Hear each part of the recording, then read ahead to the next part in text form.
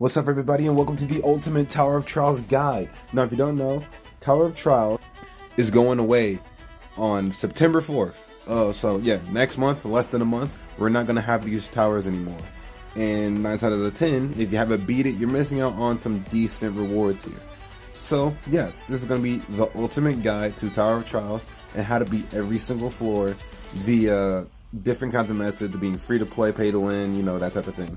But before you skip to the timestamps, right, there's a few, not a few things, just like 1 or 2 things I want to get out of the way, is that some of these floors are not free to play friendly. Some of these floors are very gimmick heavy, and other floors aren't gimmick heavy, but they require some crazy build units. So if you can't beat all the floors, it's fine. It just means you're a little too fresh to the game.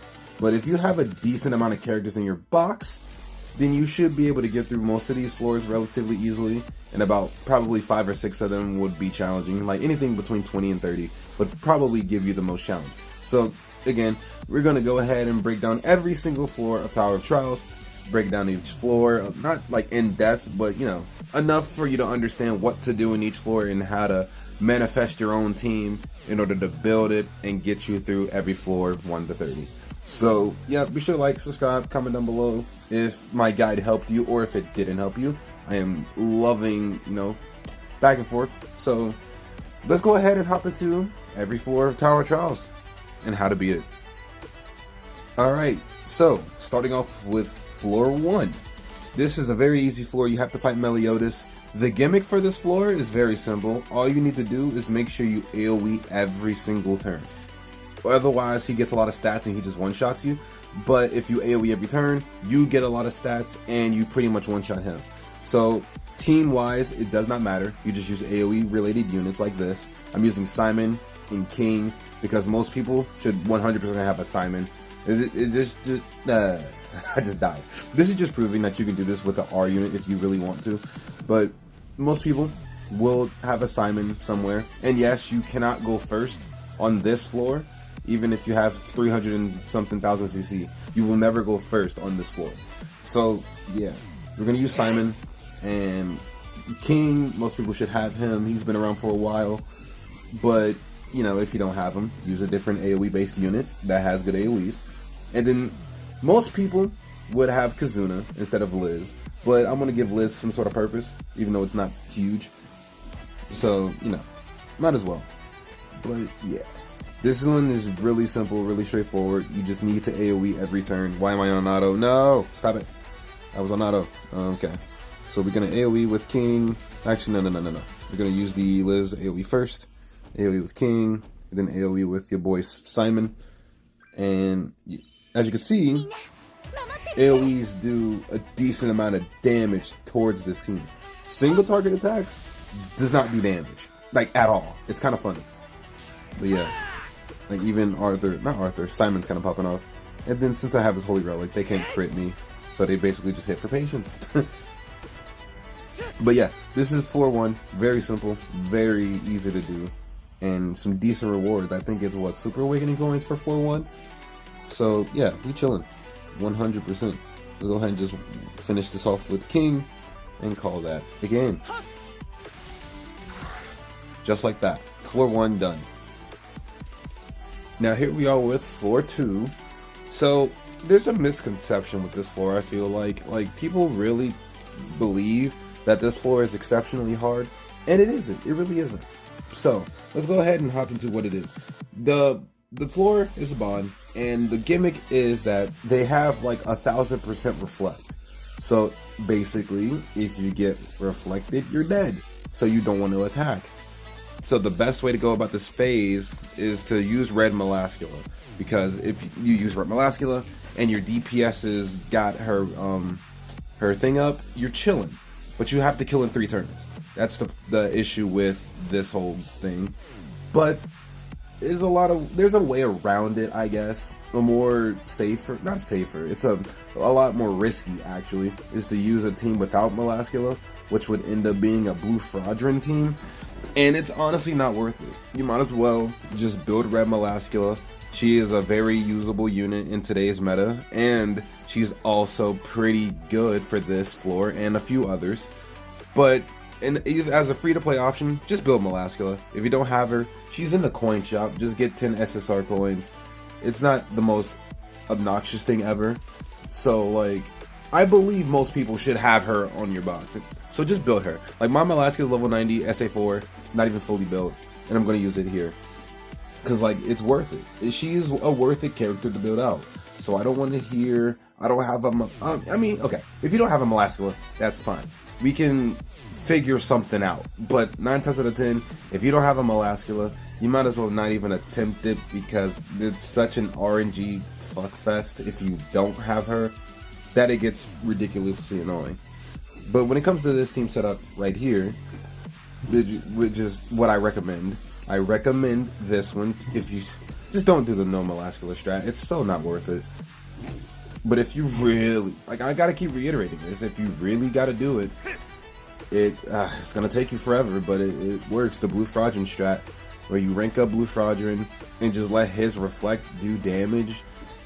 It's a rough one, but it is what it is. But now we go into the strat with I'm using Demon King. You can use whatever DPS you want that has an AoE, like a good AoE. So like LR Lost Vein, the one Ultimate Escanor, Mael maybe. But I'm gonna use Demon King for relativity. His banner's out now, so, and he has 7 free multis. You should have him. If not, I'm sorry. But we're gonna do it this way. We're gonna rank him up for now, just AoE to get him to die. Or actually, we don't even need him to die turn 1. We'll just rank him up, waste some cards, because once he dies, we need to kill in 3 turns. Or 4, depending on how unlucky we get.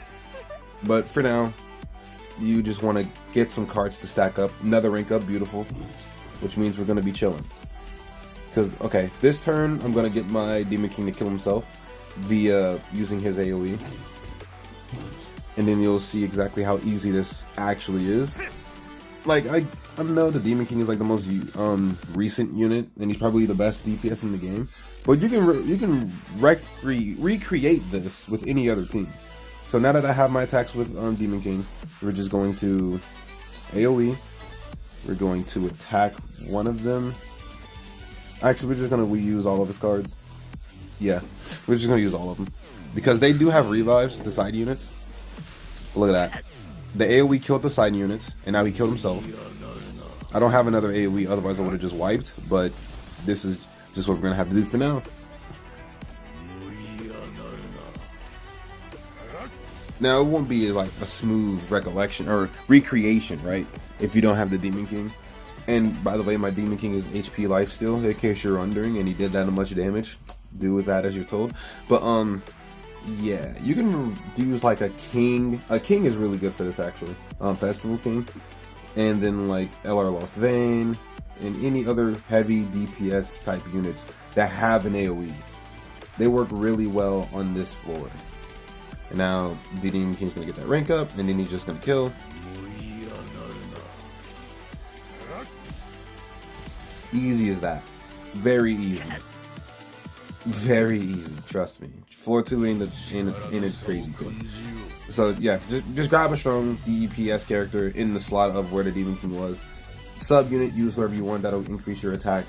Death Spears, Alioni if you have a green character, you know, things like that. And you should be fine. If not, I don't know, man. You might not be ready for 4-2, I'm gonna be honest. Moving on to 4-3 of Tower of Trials. You have to fight King now. This one is relatively stuck with one team, per se. But, you know, if you have this certain character, he can work out a lot better for you. And that would be OG SR Blue Aaron. He is really good for this. Now, what is the gimmick of this for?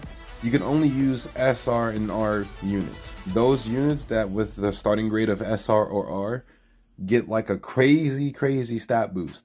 So that's pretty much the one thing that you need to worry about going into it. So this would pretty much be the best team, but instead of like Meliodas, you would use Aaron if you have Aaron. And just a little note to self, yeah, you can have level 80. You can even have them lowball like level 70 with no Super Awakening, and you'll be able to beat this floor relatively fine if you have gear. Now, if you don't see it, I have gear on my Arthur from my other ones. I have attack crit on him. I have an attack crit set from one of my new Meliodases. And then my Jericho has this. Like, they're not the best gear for the Meliodas and Arthur, but it's gear nonetheless. That gives them a lot of extra stats when you go in. And that's pretty much what you need to have. Level 70 low balling gear, decent gear. You don't need the craziest thing, but decent. And then that's pretty much it in terms of your team building. Now, in terms of replacements, again, it's Aaron.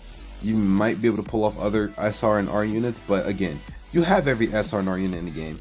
Use these ones. This is the best team you can use. There's no reason for you to switch someone out for like a Simon or something like that when this team exists. Unless you have Aaron, then you can switch Meliodas for Aaron. But this fight is relatively easy. The strat that you want to go for is to ult rush Arthur. Well, not ult rush, but like try to work on Arthur's ultimate and save both of his cards, because as you can see on the side of the field, King and his minions, they have like crazy heal cards, and the Arthur at his AoE at level 2 seals restricts healing cards. So like this start right here is pretty good, and I can actually just go in like that, but I don't want to use his cards because, in all honesty, Arthur is pretty much the damage dealer here. So we're just going to go ahead and beat him up with Jericho and Meliodas instead. They do a lot of damage too, don't get me wrong. And you can obviously let them carry if you want. But if you want to have the smoothest go around it, rush the Arthur. And I'll show you exactly why once we get to that point. And that's also a thing you got to worry about. He does fossilize a lot. Usually, he will fossilize the person with the lowest CC, which is my Jericho. So if you want to run Ludocio on your lowest CC character, that can counteract that. But as you can see, he has 45 heal cards. So there's no point in me attacking because he's just going to heal it all. And I also don't want to use Arthur's restrict healing yet. So we're just going to get his ultimate. Move that. And then with that merge, we got Arthur's ultimate. And this is what we're pretty much waiting on. We're going to let him ult and then heal 75 times. Because, yeah, his ult's not going to one-shot you unless your team is just very squishy somehow. Because I can look at the stats after this match, right? Let's go ahead and do that. Because I kind of forgot to show you. But yeah, but you can tell, like, they're really tanky. And their numbers are insanely higher than they used to. But, like, the stats, 1,000,000 HP, 78,000 attack, almost 1,000,000, 81,000, 700k, 76. Like, you can tell. The stats are crazy. Now, this is where Arthur comes in. Once you get his ultimate, you can one bang any unit once they have their ults. And then, I don't know about the level 2, but if you have a level 3 at this point, the level 3 will also one bang the other guy because Detonate does a lot of work here. But, you know, I have a level 2, so we have to improvise. We're going to ult, that kills him. But, you know, just in case it doesn't, we'll stay targeted to him. We go in with the Jericho to give her a little bit of lifesteal, and then we go in with the Detonate. Oh, he survived. Interesting. I didn't expect him to survive that, to be honest. Now I just wasted that card. But 500k, that's a pretty good card for level 2. But unfortunately, I did not one-tap him with my ultimate. That's interesting. I don't know why I didn't do that when I was doing it earlier, but, you know, it is what it is. Sometimes it is what it is. Okay. Now, this is where... we still saving these cards, by the way. We want to save it for when we actually get to go for the king. So now we just kind of work the other guy down a bit. At the same time, we can kind of push Jericho's ultimate here. But she might get fossilized because King's using a level 2. So let's actually not do that. Okay, let's push Meliodas' ult instead then. We're going to move that, counter out with Meli, and then just get his ultimate. Because Meliodas' ultimate 100% one taps. Because it's a triple crit chance, and his crit damage is crazy. It's like, yeah, he's getting stunned, or, what do you call it, fossilized. Which is fine. The full counter one tapped him, that's even better. I wasn't expecting that, but hey, that works too. Then it makes my life a whole lot easier. Now, this is where you gotta... well, he's not healing this turn, so I can, again, save that card. We can ult, that should kill him one time. And then we would just do this, because why not? Jericho's gonna die, unfortunately, due to RNG, but it's relatively simple. You don't even need Jericho, for real. These two can carry you. Jericho is just kind of here to give you that extra attack related stats from her passive and heal. But if she's low a CC like mine is, she's borderline useless. Which is fine. It's fine. Oh, he's going for the stun on Melly. That's unfortunate. So, but it's cool.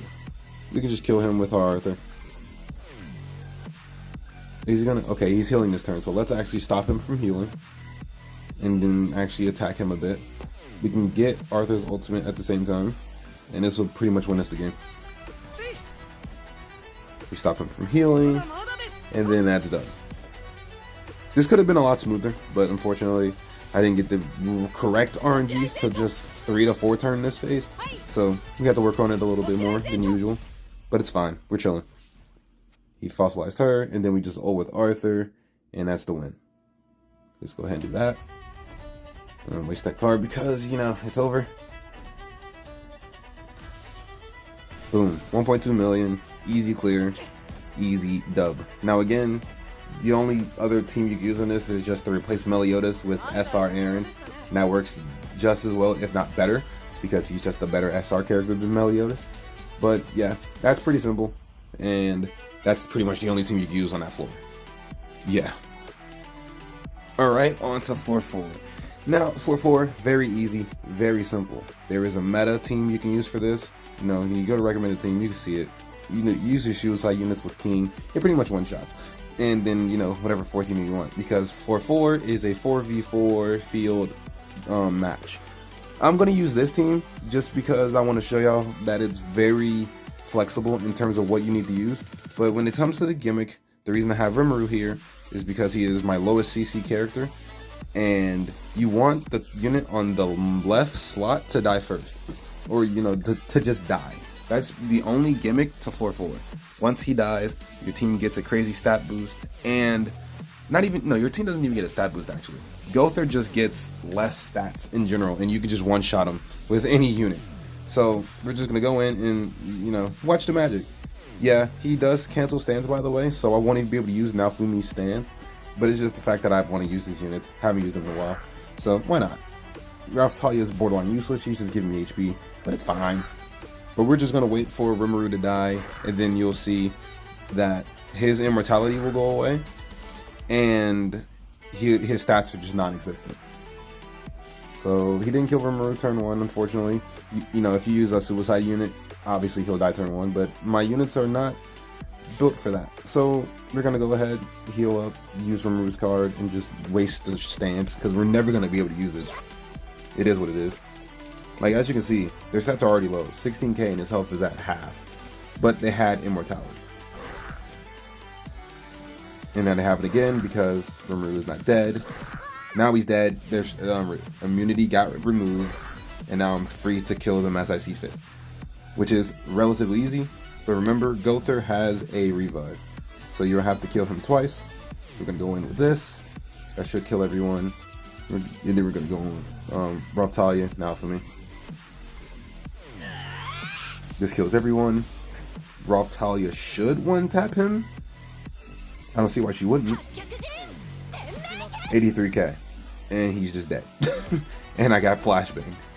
But yeah, that was really easy. Really, really easy. Damn, Raphtalia, looking nice. Now on the floor 5. Who are we fighting again? I just forgot. It's... who? Escanor. Escanor, we're fighting him.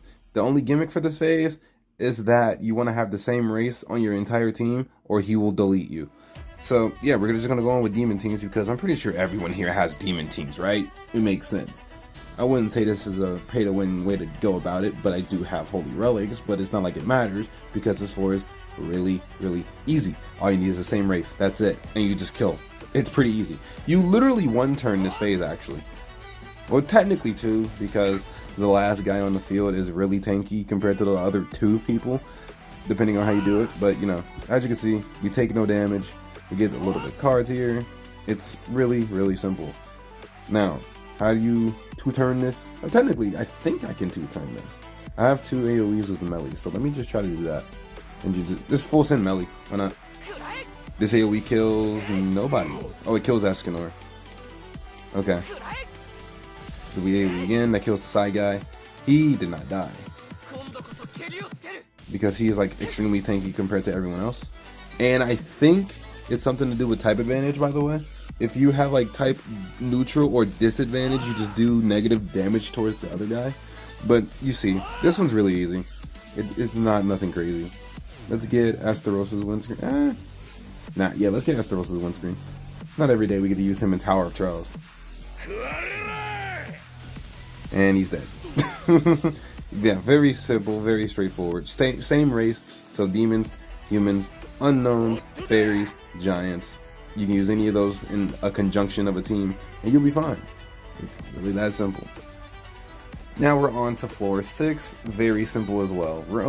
You're only fighting Jericho and 2 minions, you know, the usual shit.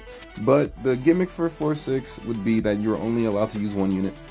Otherwise, you will get absolutely ran through. So instead of using an AoE unit like I should, I'm going to use the new Margaret because I'm just curious on how she performs. Because, you know, the new Margaret is not a damage dealer. She's not. Her damage is mediocre at best. And especially if you used her in Needhog, oh my god. Yeah, I'm making a video for that, don't worry. But yeah, the red Margaret, I'm going to use her because I like Single Target. She's so bad, but yeah, that's literally the only gimmick to this floor. Just use 1 unit and you're fine. So that's what we're gonna do. As you can see, we take no damage, and then when it's our turn, you will see that our stats are through the roof. That's pretty much a common thing, I can tell. These early stages are pretty much all made the same. But you'll see, once we get to the later stages, it's kind of rough. But yeah, they hurt. They hurt. I probably should have put Tarmia on her, but it's fine. She has decent lifesteal too, if I'm not mistaken. But yeah, 2 million HP, 168,000 attack. Stupid. Okay, her substats are the same, but 24% is pretty good for lifesteal.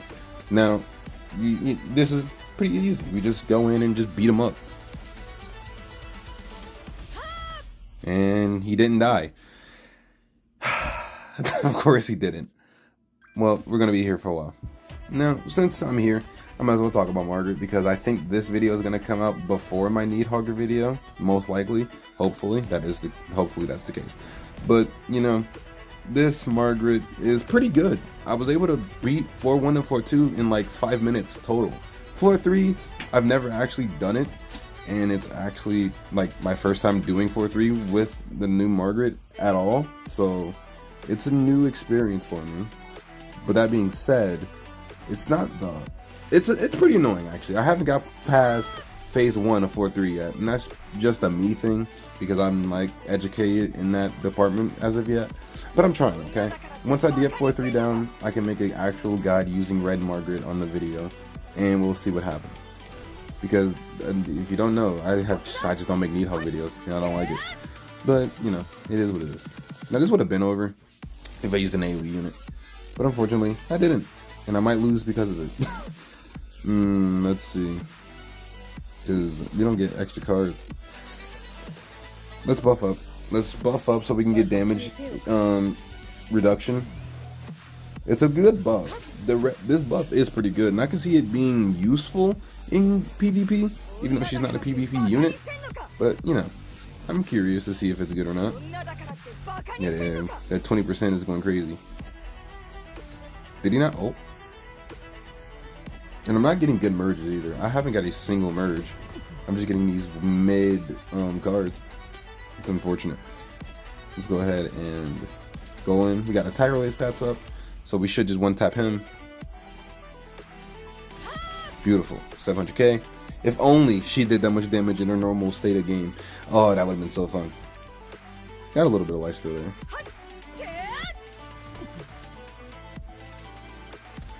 Okay.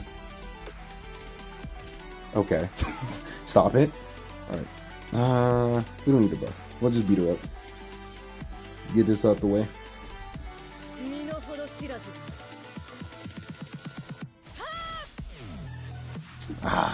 It's one of those cards that feel like it should have an extra hit at the end, but it doesn't. Because he's like tap, tap, tap, tap, and then it just goes away. Usually those type of cards will be tap, tap, tap, tap, and then it wait a few seconds and then tap one more time. Like kind of like Naofumi does it, or Tier, not Tier, but Demon King does it a little, but you know. It's fine. Whatever. I think she's got a 5-hit card. 1, 2, 5 or 6. Oh, he has a revive. That's amazing. Alright. I'm gonna be here a little longer. But yeah, you see it. You know the strat. Go ahead and skip it. 1 unit only, and you're good. Go use Lost Vein on Ellie or King or something. It'd be a lot easier for you. Instead of wasting your time like I am. I just want to use the new marker, that's all. Just having a little bit of fun in the middle of this probably hour-long video.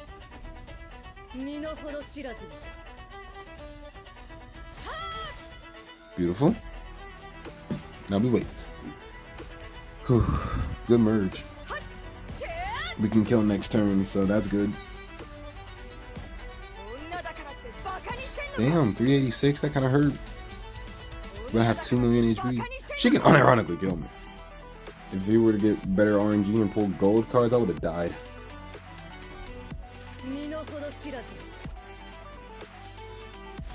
And that's it. Moving on to floor 7, we got Golgius. Now, the gimmick for this floor, to keep it nice and sweet, is that he has a very, very strong corrosion ability. So you just want to clear this floor as fast as possible.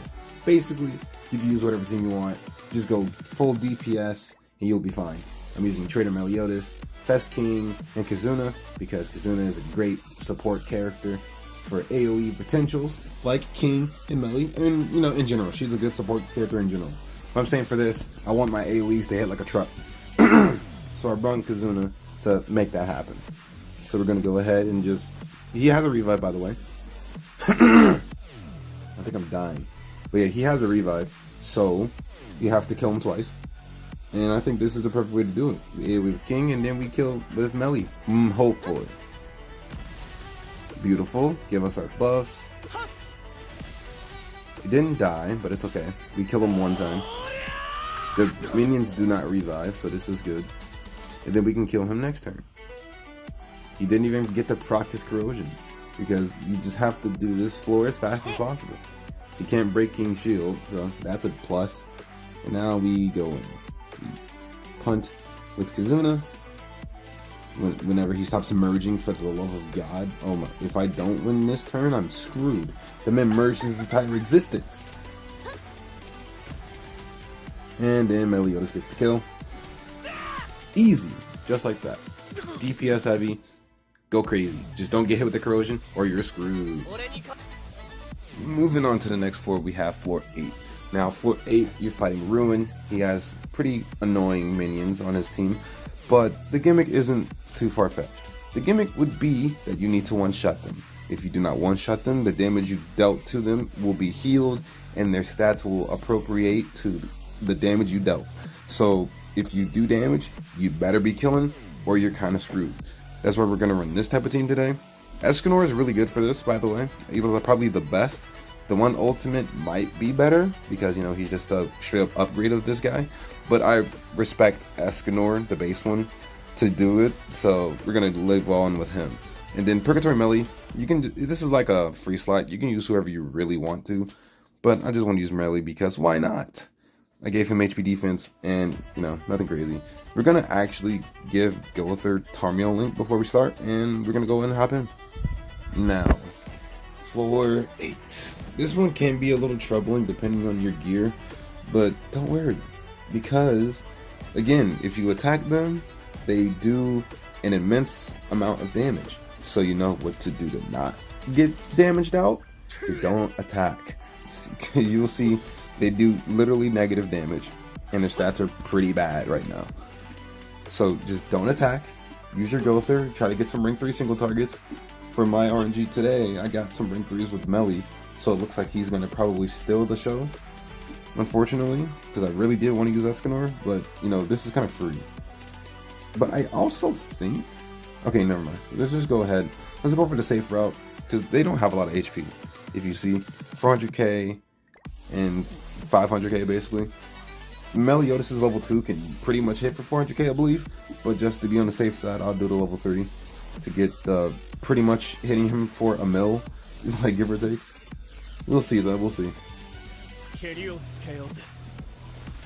Yeah, hit for 1.5. 1.8, even more. Easy clap. So Meliodas is actually insanely good for this, but I still want to use Escanor. He's hitting for patience, which is nice. We haven't damaged anyone else yet, so this makes a lot of sense.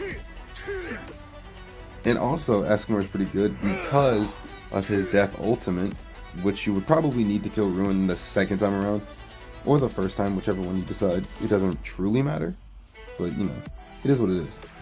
Do that, and then you can look at his stats again. Stats are the same because we haven't done damage to him. We shall wait because we don't have true magic on Meliodas, and we don't have any rank ups or level 3s. So we're going to go ahead and let him cook for the one extra turn. Our RNG was not good either, so we're just going to have to full send the Meliodas. But we have true magic, so that should guarantee the kill, at the very least.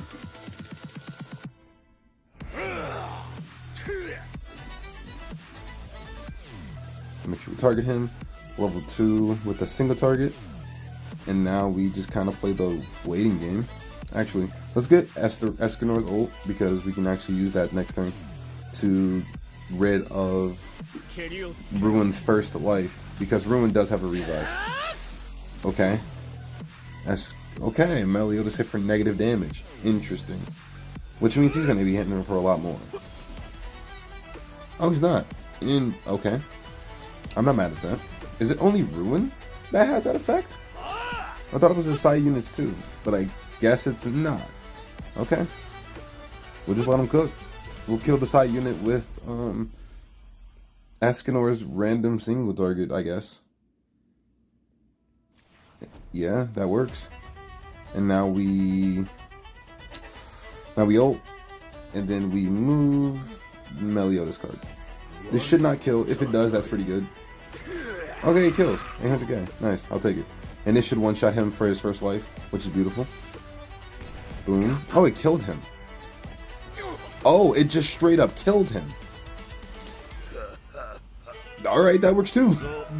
6-6 Escanor, I guess. It just straight up obliterated him. So let's go on the route that you're not 6-6, by the way. If you're a 1-6, you'll probably kill... If you're 1-6, this Escanor probably sucks. You're better off using the one ultimate. But if you're like 2, 3, or 4, to where your death effect is doing a lot more damage, or at least close to 50% of the damage you deal, then you're chilling. And you can get the first life with just his ult alone, and then you get rid of his second life via another level 3 single target, and then you should be fine from there. But yeah, in terms of teams, again, Escanor is pretty prevalent. You need him. Gulther is really necessary. Subunit, whoever you want. I just went for the healing route because why not? Purgatory Meliodas is like a flex slot. You can use whoever you want there, and you'll pretty much have a very easy time clearing floor 8. That's about it. We've made it to floor 9, and this one's a fun one, in a bad way. So, we're fighting Jude, and the gimmick for this floor is that you need to use 3 cards from the same character in order to do damage to the enemy at all times. So, in reality, whatever team you want to use, it'll work. There's no specific team for this, but if you had to choose, I would say like anyone with like good AoEs and stuff like that. But just for the lulz, I'm going to use Freya, and Lost Vein just for the purely lulz. So pretty much, whoever gets that extra card at the beginning of your turn is the only character that can do damage. On top of, it has to be that third card that you use that does damage. It's very dumb. You'll see what I mean. Like, it's not fun. It's a pretty mundane floor, if anything. But you'll see what I mean once we get there. So we got an extra card for Freya, which means Freya is the only character that can do damage turn 1. And it also has to do on that third card. So we're going to single target AoE and then AoE again to get as much damage as possible out. It's a very, very stupid floor. I hate it. It's not fun. It's just like stall heavy, and it's RNG dependent as well. At least like later on, depending on what your actual RNG is, it sucks. So yeah. You will see, we attack with her, we do that. Both of these cards will be hit for patience and immunity, and then her third card will actually do the damage. Immunity, patience.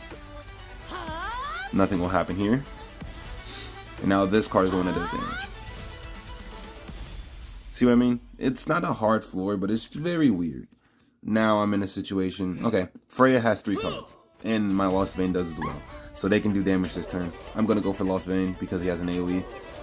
I don't remember if Jude has a revive or not, but I think he does. We'll find out though. Let's go through and see. AoE, or not AoE, you know what I mean.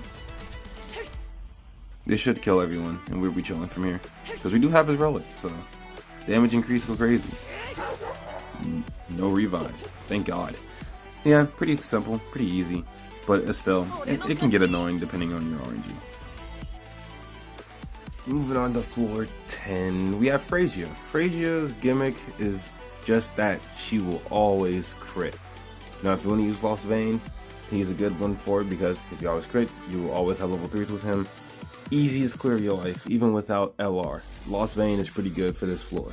And King too. Their King and LV are pretty much mandatory for the easiest clear ever. But you know, I want to mix it up a little bit. So we're going to bring Naofumi for taunting and Valenti because no reason, really. I just want to play with her a little bit. Her AoE is pretty good. That's really the only reason I'm bringing her. Because I want good AoEs for this. That's why King is so good. And Lost Vein is as good as he is because their AoEs are really solid. So I just want to mix it up a little bit. So we're going to use Naofumi and Valenti. But again, the most optimal team for this would be King, LV Melee, and probably Green Gother. Or just Gother, King, and a flex slot. And whoever you want in the sub, doesn't matter. But you know me, I love my Liz, I love my heals. So Liz is probably going to be in the back for all of mine.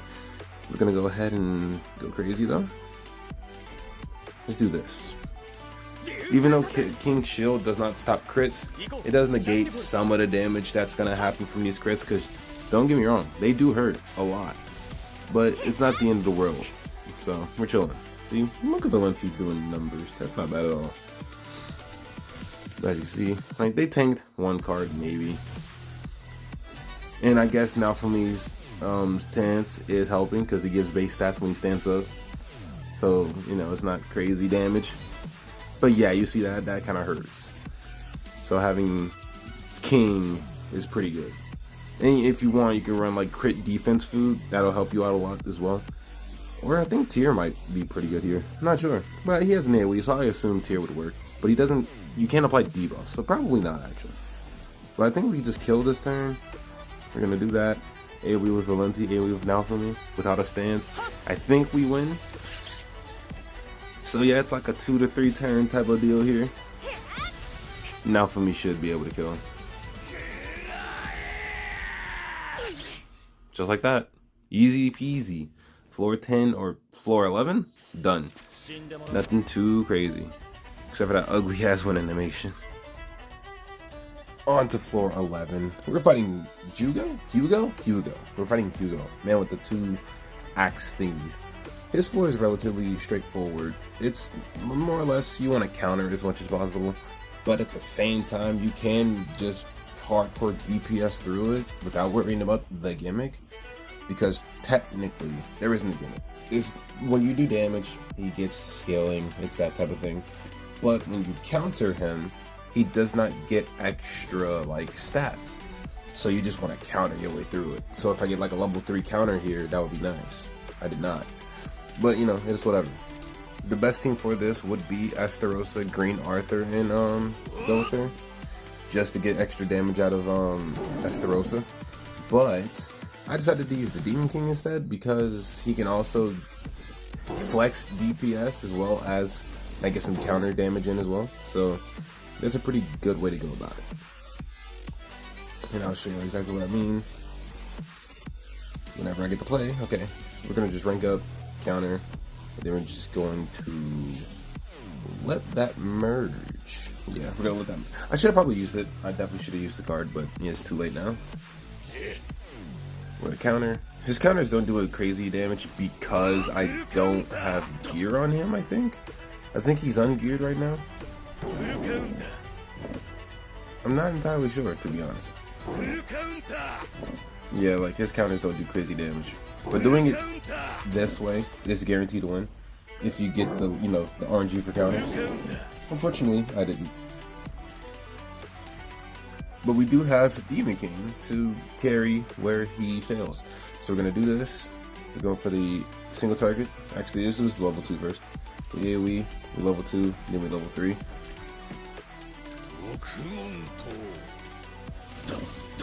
Like, you don't want to do this in a normal situation, but as long as I can kill both the side units, we're chilling.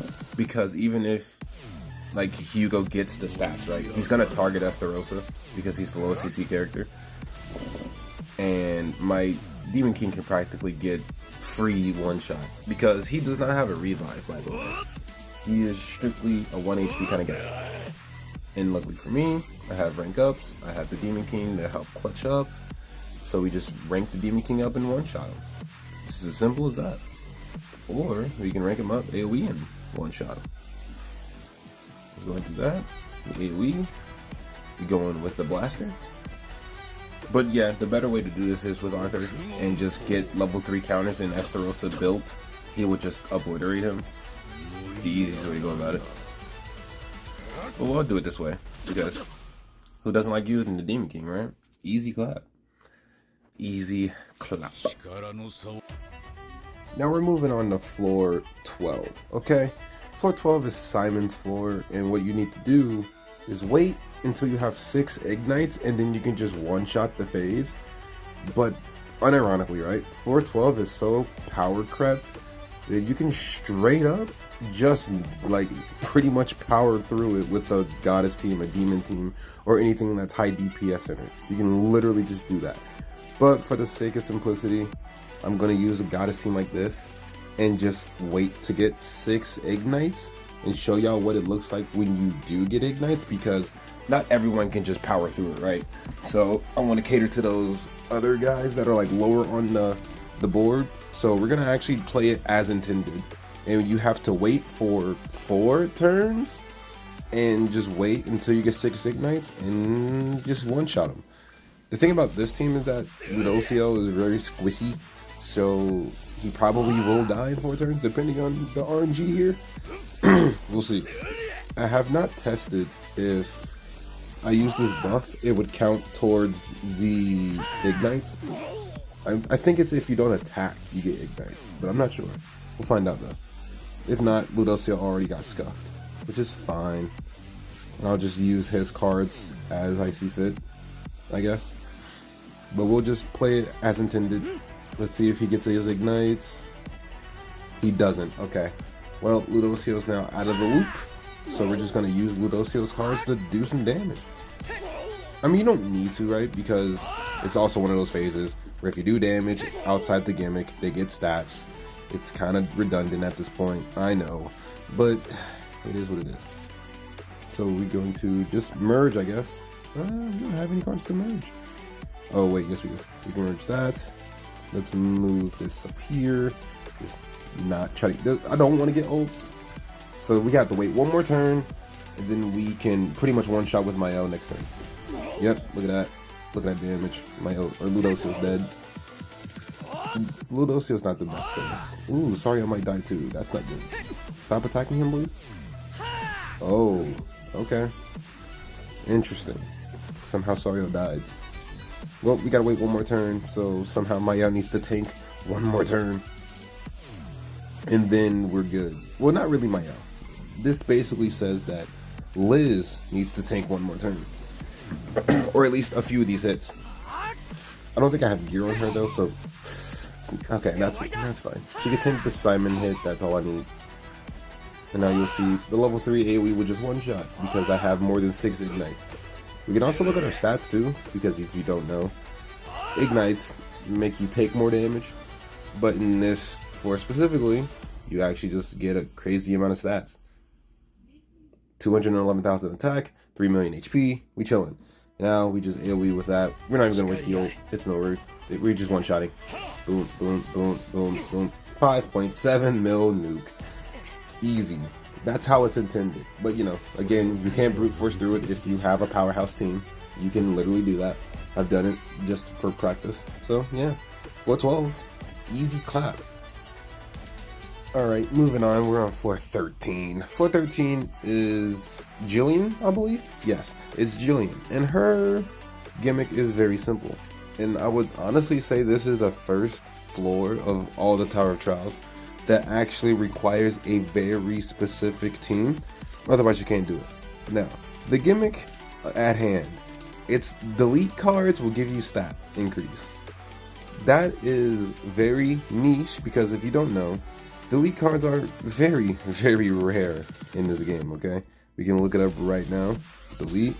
There was only, okay, we don't count the Association or Gother, but there was only 3 people with delete. Gother on his ultimate, Nanashi on his rank 2, and Monspeed on his rank 2. So, pretty much, this is practically the only team you can run that clear this as fast as possible. Because your other DPS characters, they won't do damage. So, we're running Nanashi, Monspeed, he's level 90, SA0. He also has no gear because I never built him. And even without gear, he does work. And then Gother for, you know, rank ups for the actual delete card that we need. And it looks like it's going to, I'm gonna give it to Monspeed because I just want to show you that you don't need those characters to be built for this to work. Like, he has no gear and he is tanking really well. Like, I was scared that he wouldn't, so I gave him Tarmiel Grace, but obviously he's working out pretty well. So we'll go ahead and rank up the Monspeed. We haven't seen him in forever either. And I just really want to appreciate his voice lines because he's the best voice actor in all of 7 Daily Sins. So let's go ahead, rank up Nanashi, rank up fucking Monspeed, and just show you exactly what he can do. So we rank him up, dissolve. Actually, that's not dissolve yet. We'll rank him up, use his delete card, which is this one, and then we'll waste this. I'm gonna save the actual DPS card. I just want to get the delete card out of the way so we can actually proc the stats. 14k, obviously did nothing.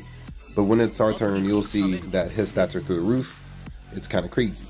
So now we play the waiting game for this turn and see what happens.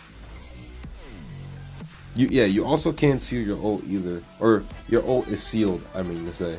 So Gother, the hijack Gother, is completely invalid for this. These 2 characters are the only characters that actually work. So if you don't have any one of these 2, you cannot do 413. You just can't. And it's kind of messed up. But unfortunately, it is what it is. So as you see, we used the delete card on Nanashi. He's the only one that gets the stats, by the way. 68,000 attack, 700 HP, which isn't crazy. It's actually a lot less than it should be. But, you know, it is what it is. And then, you know, I haven't done it for him yet, but his stats are decently high. And so is his. But if you get the delete card off, that character gets pretty high stats. So we're going to go ahead, dissolve, get that weak point in, and then do the weak point on him. Because I think these level 2s should kill. He tanked that really well. Okay, never mind. I was expecting him to die from that. But you see, the damage increase is crazy. So now we have to just play it out. So let's go ahead and just relax and enjoy Monspeed dialogue as we play. Yeah, I'm gonna just be on quiet now. Ooh, don't die, Nanashi. I kind of need you. I should proc your delete card soon. Otherwise, you're gonna die. Let's go ahead and do that here. Don't die, please. Okay, good. Let's go for this one. We pop the delete card. We AoE with Nanashi. Then let's AoE with him twice.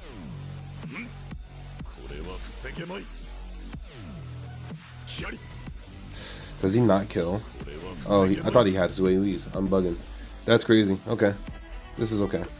We got a lifesteal, so we're chilling.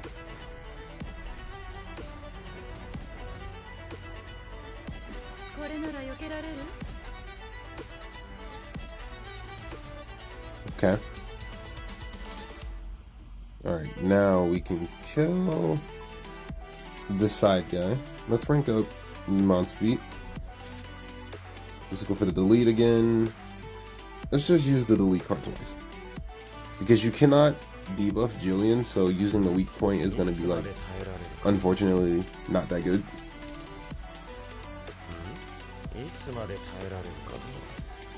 Okay, yeah. Using the delete card multiple times increases your stats multiple times. You just wanted to make sure. Because having 100 and then 188 is this crazy difference. There has to be like a stat increase somewhere in there. Yeah, he's also just not even taking damage now. And look at his stats. Come on, man. Let me look. Oh my god, the merges of a lifetime over there. Okay, let me see. Oh yeah, it stacks every time you use the elite card. That's insane. Okay, well, we can just kill her then. With the best Mon Speed line of all time. He doesn't talk. No. Come on, level 3. He says something on his level 3. I like it. To see his windscreen. God, I want a new Mon Speed, but Grandcross is so cringe. Give me a new Mon Speed, bro. He is so cool. Alright, moving on to floor 14. We're going against Weinhardt? I don't know how to say his name, I'll be honest. But his gimmick is very simple. If you have more than 150% crit defense, you will get a 1000% all stat increase. It's kind of broken. So what we're going to do for this is just using... You can use whoever you really want as long as they have a high crit defense. So like my Lost Vein Nelly, he has 107, which is pretty solid.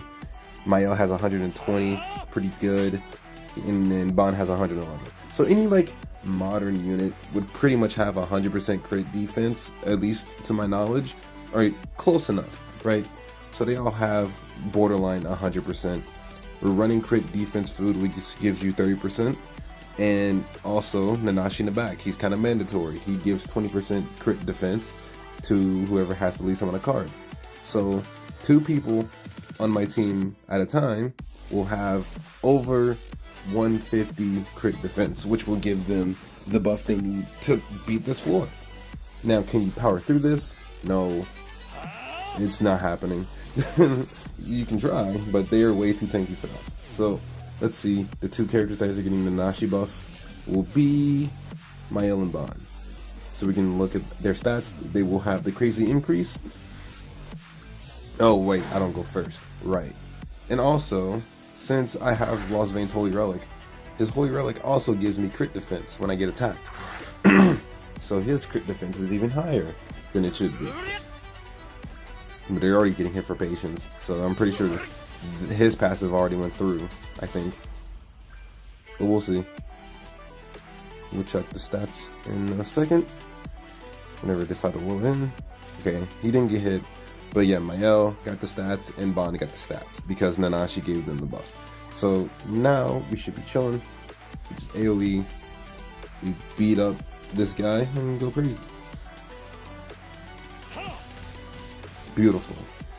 I don't have any more AoEs unfortunately, but it's fine. We'll just kill the side units.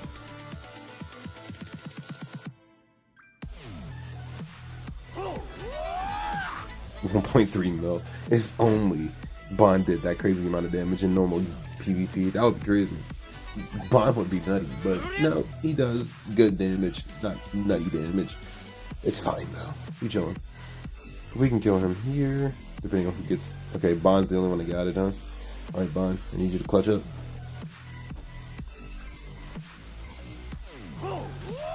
But yeah, relatively easy. Just choose people with high crit defense and you can clear this with whatever team you imagine. Very, very simple. Now, Tower of Trial 15 is really, really simple. You're going against Slater. And the only gimmick to this is that you can only use human females because human females are buffed out of their minds on this floor.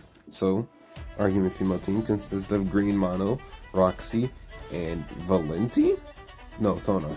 Okay, I thought I had Valenti. My bad. But yeah, it's pretty straightforward. You just go in, kill, and you out.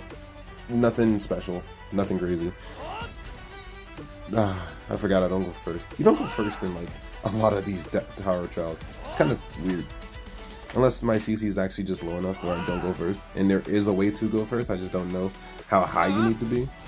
But yeah, as you can see, females are just kind of non-existent in terms of damage taken, so we're just gonna go in and run away.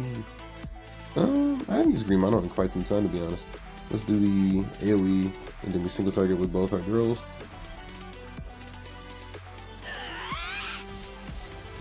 Beautiful damage on the AoE.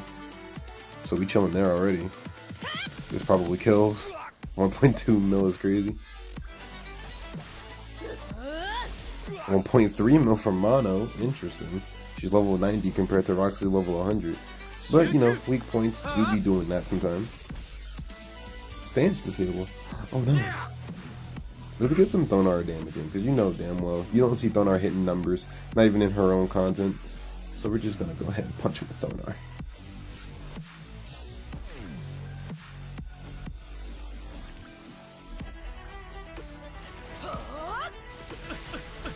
If only she did this type of damage normally, bro. It's so fun seeing her do numbers. It's crazy. Tower Charge, we needed something like this. We don't need a replacement. We just need something where we can use whoever we want, man. Chaos Mode, Hero Arena, that ain't it. We need stuff like this. That's just fun little weird gimmicks every other week. That'd be cool. Very cool. Now going on to floor 16, there's multiple ways you can go about it, like actually, so it's not as complicated as any other ones, but let's go ahead and break it down. You're going against Gurheed, I think, right? Going against Gurheed, and the gimmick to this floor is that you need to have more than 4 buffs to do like true good damage. So we're gonna go with a pretty easy team to run this. Kizuna, because she gives like 3 buffs on her own, and then her attack buff, so she already gives 4 buffs. But just in case I miscounted somewhere, I got Nanashi in the back. But there's plenty of ways you can do this. Like on a very free-to-play route, you can use Assault Melee, use Red Arthur, Gother, and you know, just focus all your buffs on Assault Melee so that he can do damage, or anything like that. It's actually not bad. But let's go ahead and hop into it, because this one shouldn't be too long. Especially with Kizuna. Like she's an exclusive character, so it's not like everyone can do this now. She started relatively new, but you know, this is a way to do it. And on top of that, Lost Veins Relic also gives me buffs when I get attacked. So we'll see what happens.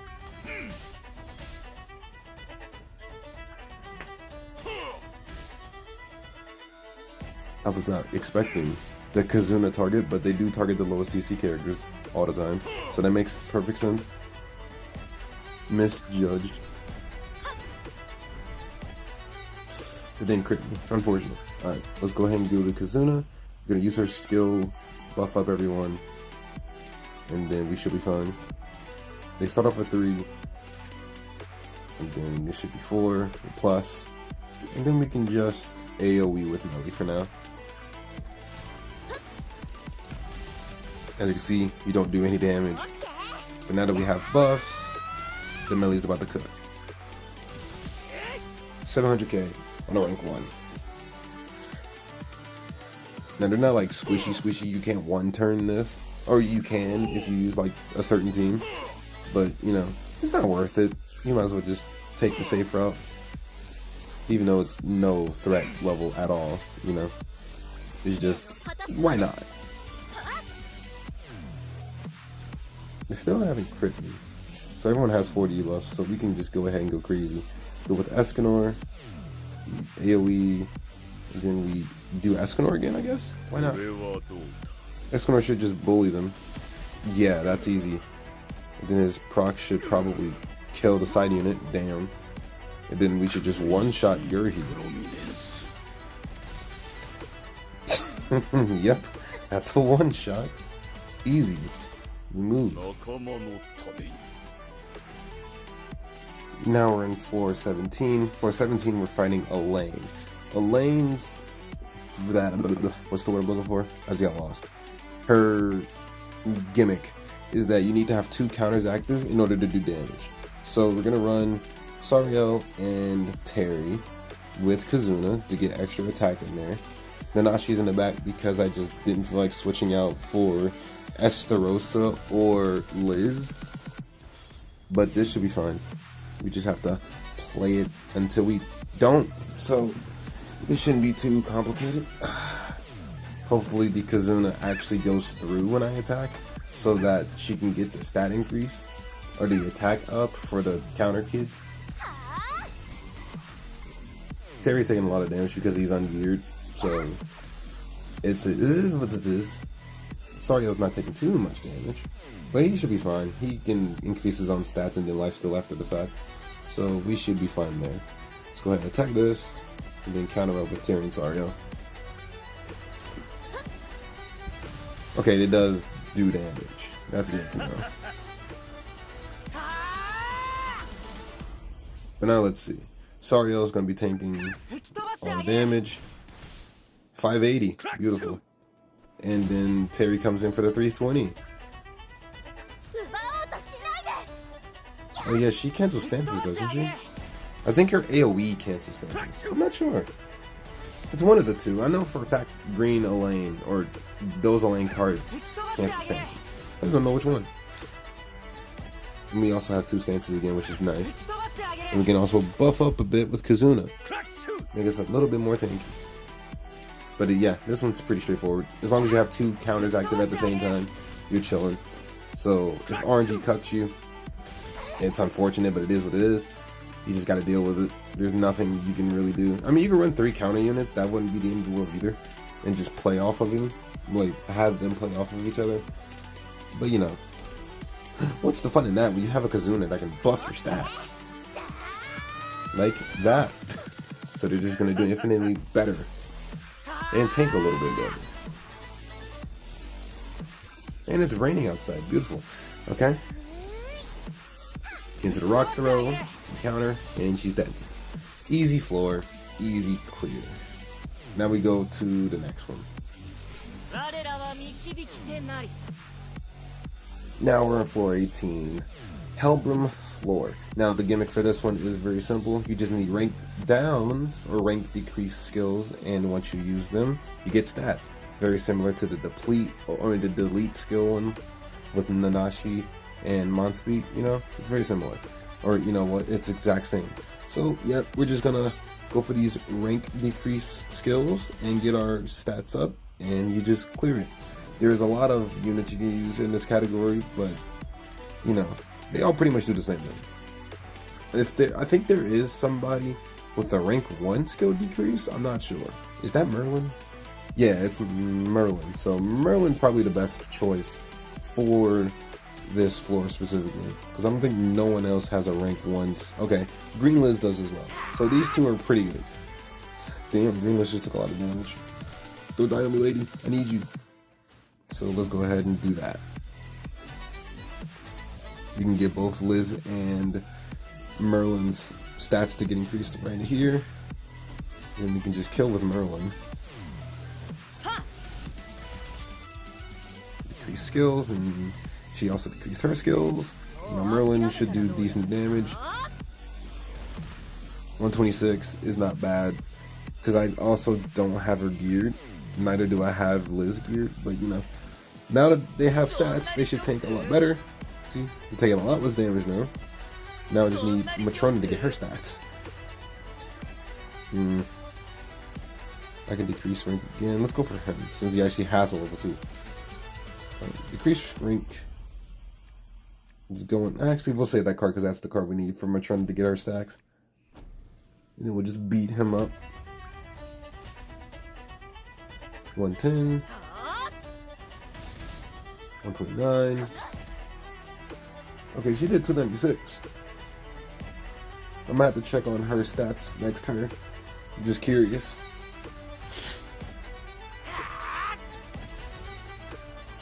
Yeah, Matrona's not looking too hot, but she does have her decreased rank skill now. So probably a little too late, but we'll see. And let's check on our stats. Oh my god. So her stats aren't the highest, but they're getting up there. And then hers is infinitely higher. So, okay. We need another decreased skill rank from Merlin. We remove the buffs just because we can, and then we decrease rank with Matrona. 209, not too bad.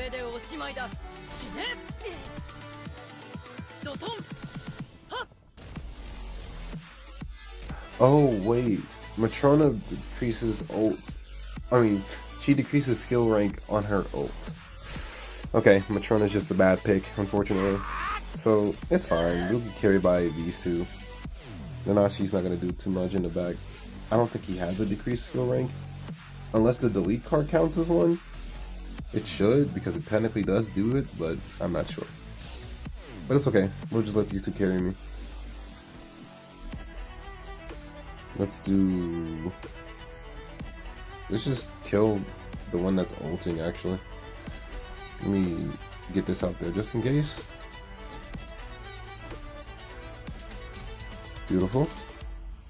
This should kill. It does not. Okay.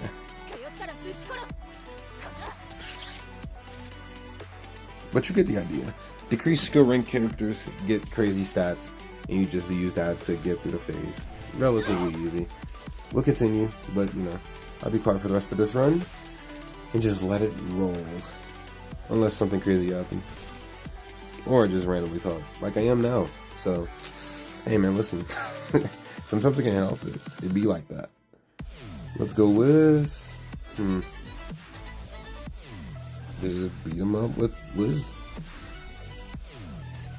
Come on. Her stat should be increased even more. Now we have to focus fire on the Hellbro.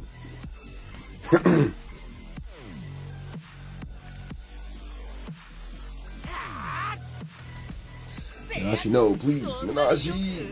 Okay. That hurt. But at least he didn't get his ults off, I guess. I need Liz to lifesteal a little bit, but at the same time, it's not mandatory. Let's ult with Merlin.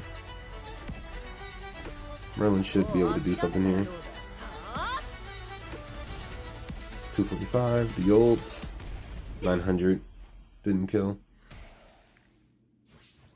We can kill with Liz. Unless he drains ult. That's a lifesteal one. Okay. I help him relax. My lord. Relax, buddy. We're gonna try to kill with Merlin, and if it doesn't work, Liz can finish up. Nope. Okay. Easy.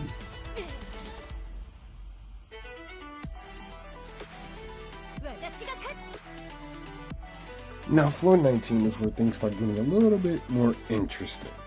Floor 19 consists of you fighting Festival King, OG Festival King, and the gimmick goes as you can't use your ultimate for 2 turns. You save them for the 2 turns, and then after that's all said and done, you get your stat increase that allows you to beat the floor. So we're going to go ahead and hop into it. We're going to use the Goddess team because you want to pretty much tank as well as possible. So we're going to use a damage reduction type team as well as using their ultimates. And they're not bad because Tormio has a pretty good AoE ultimate, and so does Mayo. Margaret's not AoE, but you know, I'm going to use the new one just because Goddess. Why not? Why not? So we're just going to pretty much rush ult when we can on Tormio since we got an extra point for him. They're really going for Tormio, huh? And since this is like a debuff centered type of fight, both Margarets do work really well for this because they cleanse debuffs. And she also gives damage reduction, so actually this isn't bad at all. Let's go ahead and do that because I'm pretty sure if you have more debuffs on you than allotted, King would just drain your ult. So this works out for us, sort of. We just need to get real lucky on these cleanses.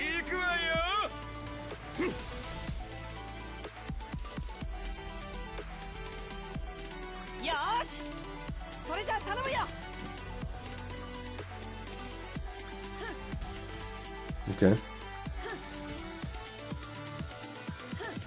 They really just don't like Tormio, which is interesting because I would assume Margaret would have less CC than him, but I guess not. Let's go ahead and cleanse up. Let's move it and then get Tormio's ultimate. And now we have to hold his ult for 2 turns.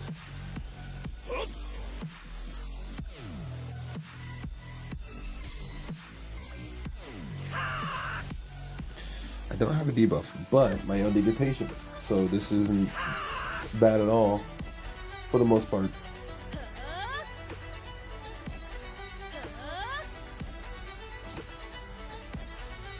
Now let's check on our Tormio.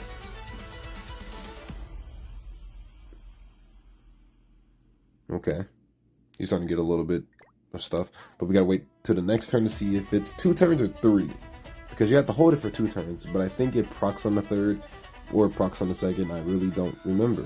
So we're just gonna go ahead and get Margaret's ultimate here. Get some cards out of the way. Good Margaret damage. Let's go.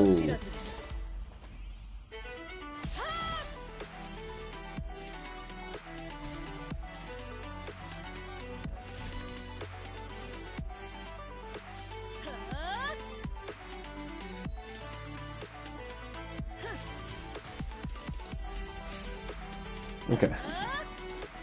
So Tarmiel should have his buff. If not, it's 2 turns and you have to wait on the 3rd turn for it to actually matter. Which is unfortunate, but it is what it is. But it's been 2 turns, so Tarmiel should be fine now. Oh, yep, okay, it's 2 turns. Tarmiel is now cracked out of his mind.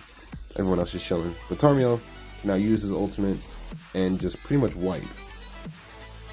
So we're chilling there. And let's just work on my L's, I guess. 7 mil and it did not kill the side units? Alright. Side units must be built all types of different. But luckily for us, Margaret is now up to bat. Let's go ahead and buff up. Use her single target and then ult.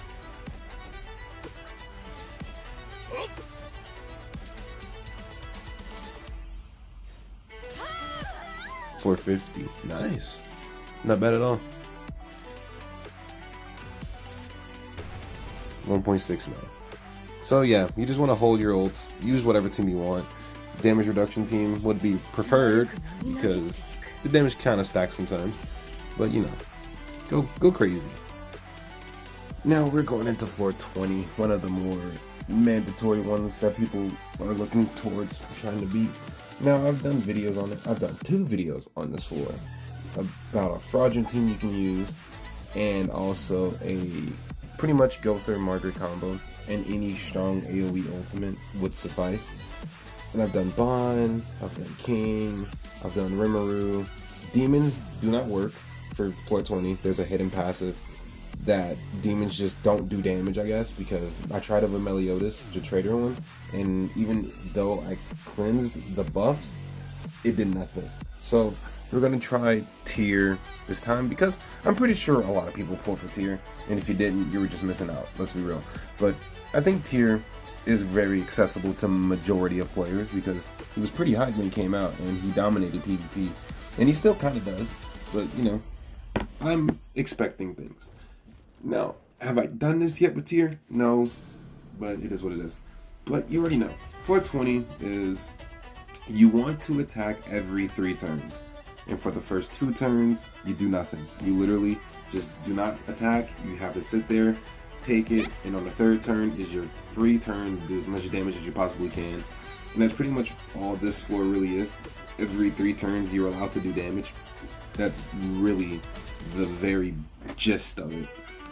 So in those 3 turns, I'm going to rush my ult with tier, try to get rank 3 Margaret, try to get rank 3 tier cards, and see if I can actually just 1 turn it, technically. So we're going to rank up tier, merge that, move this card front. That is our first turn. We did nothing. Now we must wait, and then I will show you why once we get to the 2nd turn, or my 2nd turn. Because if you don't know, this Alate is cracked out of her mind, and so of her allies. They all have like really good stats, but on the 3rd turn, or every 3 turns, these stats are halved. So as you see, 1.5 million, 19,000 attack, a lot of defense. Like they have a lot of defense. So now we're in this situation. We're gonna rank up the Margaret this time, and just let's just move tier cards.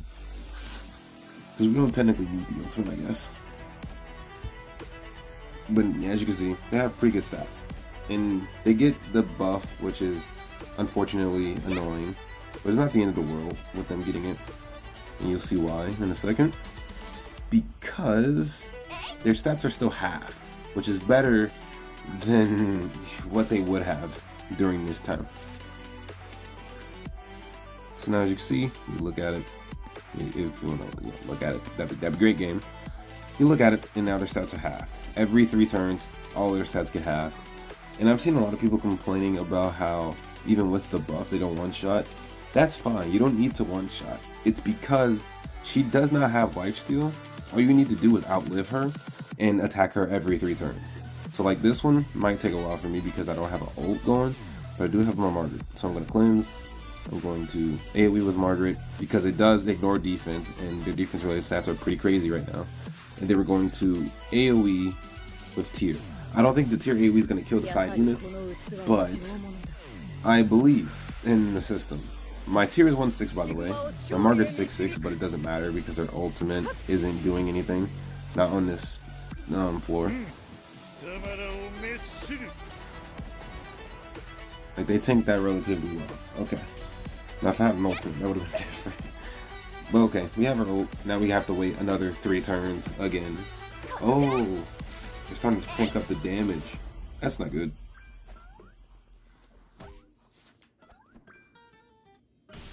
That hurt.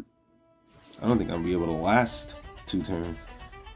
Let's rank up the tier. Move the Margaret for her ultimate, and then just waste one of his cards.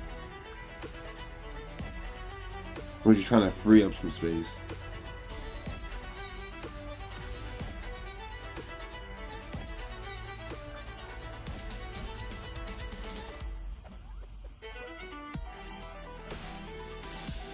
I need him to survive, but I don't think he will.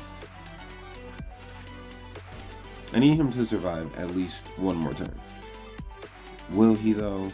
Probably not. He's probably dead this turn. Well, let me just double check, make sure I'm counting. Okay, so next turn I am free to do damage. So for now, I guess I'll just use the buff early to free up some space and move my ults to the back.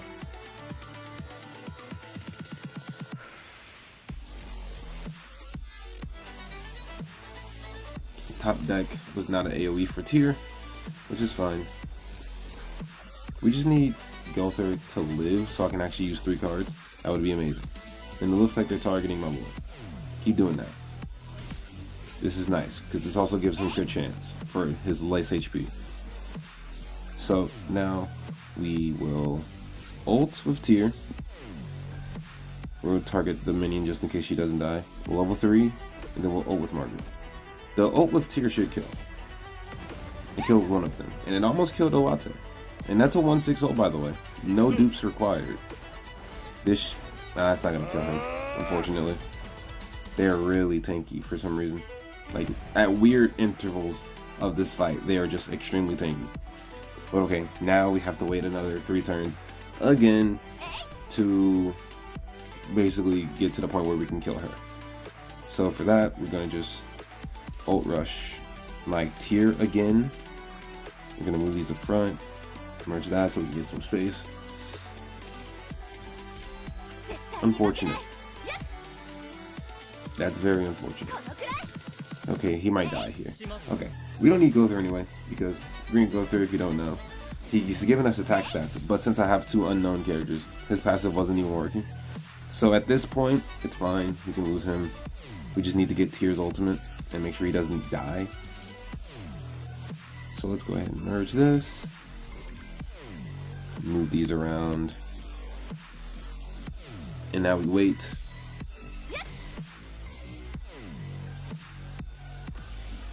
We're in a predicament where Tier's ultimate should, in theory, just kill at this point. He has max passive, so other than the whole unknown thing, he has max passive. So Tier should do the job. If not Tier, then my Margaret, and if not Margaret, Tier can finish. Beautiful. Now Margaret can get the finish. Easy peasy. Just like that. Like, I'm telling you, Gother Margaret is the best strat for this floor. A lot of people don't see it, but it's there. Moving on to floor 21, we have Blue Tarmio, the 3-head one. Now the gimmick for this floor is very, very simple, but it can also be annoying depending on your units. So yes, you kind of need to have them built to an extent, but the gimmick is that you need to have 1 R, 1 SR, and 1 SSR unit on your team. You cannot have a subunit because of the way this works. Because if you do, you have an SSR or an extra R and you won't get the stats. As long as I remember. I'm not entirely sure. So, we're going to do this team. We got Twigo, Liz, and you can use whatever SSR you want, but I would recommend you use like a AoE heavy SSR like King, or the Demon King would work too. But King is pretty good for this, and I'm pretty sure a lot of people should have him. So we're just going to go with this team right here instead, and you'll see exactly what I mean. Now, you don't get the stats, right? Because you're not going first. Because you just don't go first in these floors. So, when we don't go first, we need to survive. That's why Twigo is here. Because if anyone dies on the team while you're going second, you don't get the stats. Because you need one of each starting grade in order for it to work. So, we're going to have to wait. And, you know, if I didn't have Twigo, I would just be dead. Or, you know, someone else would die. But for now, Twigo tanks all the hits. And then at the start of my turn, we'll have stats. How much, I don't actually remember, but at the beginning of every one of your turns, you get more stats. So as long as you survive, you're chilling. So now we'll see, right? I have a little bit of stats here, more HP, because that's his Holy Relic. But as you see, 15k, 31k on him. Like, I don't get any substats, it's just straight up base stats. But, you know, you see, you get increased base stats every turn, as long as you live. So, the strat for this is to pretty much kind of wait it out a little bit, I guess, because we're gonna just steadily get stronger and stronger, and you'll see once the next turn starts. Like, I'll pretty much have like maybe 40 or 50k attack with King, which is gonna be pretty good. Now we're just gonna wait, and now we have a level 2 with King, which is pretty good.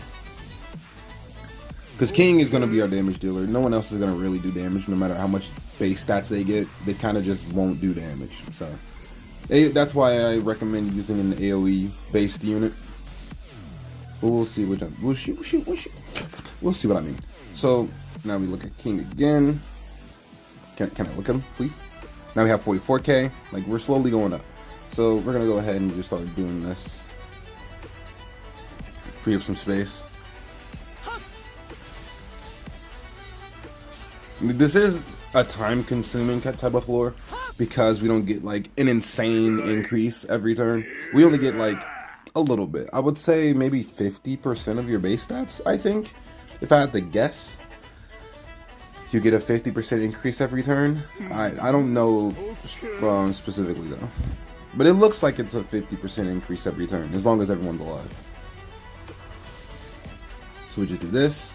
And if you have a 6/6 King, this is really easy for you because you can just work on his ultimate and then probably one bang the floor.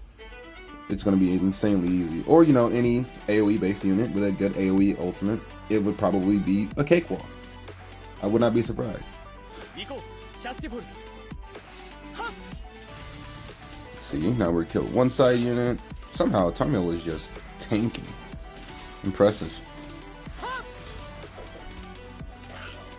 Now we have King's ult. And then we can just beat him up since he doesn't have any side units. So we can lock onto him. And now we have an ult. Doesn't even break the shield because his shield is really strong right now. Now we pretty much just ult. Let's waste this. We ult. And then we just beat him up.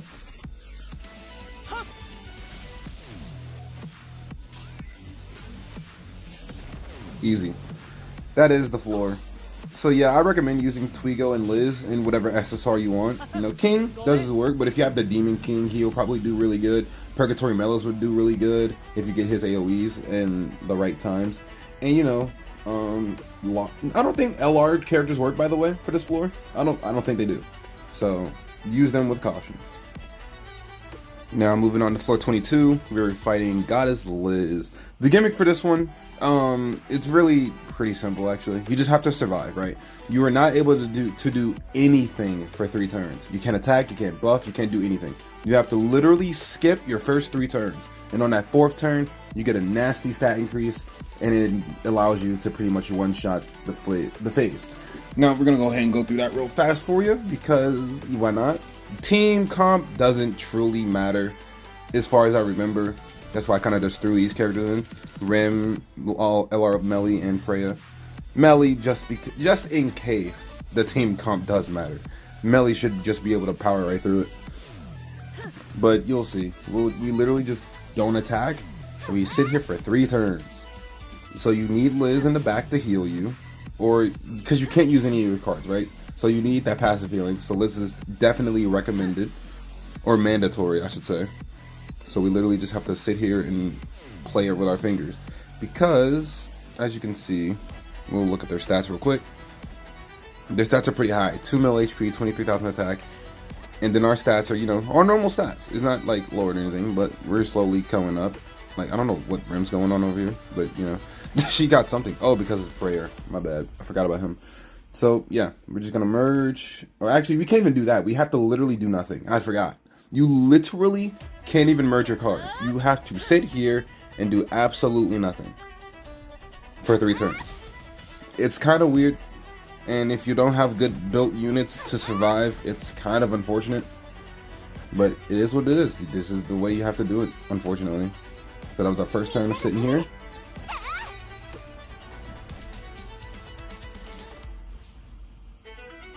This is now our second turn. It's kind of weird.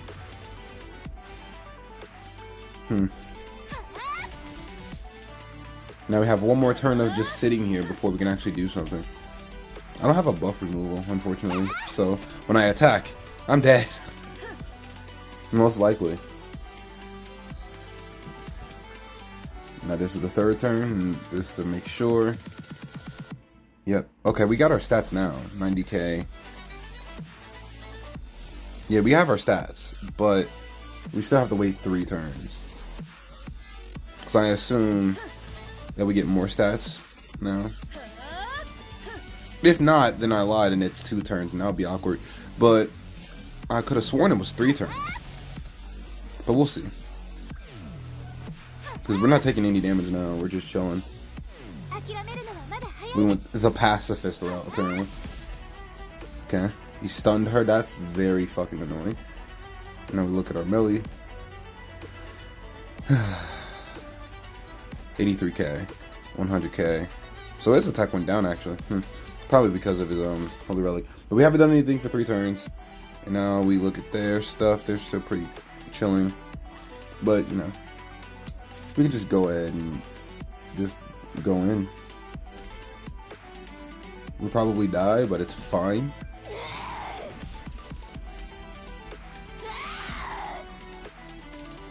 Oh, never mind. She's like 1/6. No, yeah, the reflect does nothing. She's a 1/6. So you don't even have to worry about the reflect. You just have to make sure you kill. So now that the 3 turns are up, we just gotta go in. Not the stun. Well, at least we didn't stun melee.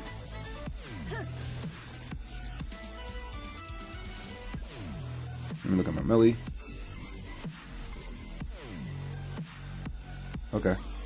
So AoE. We attack. We AoE again.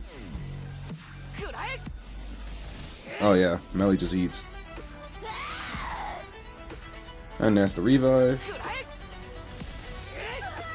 Now we only gotta worry about Liz.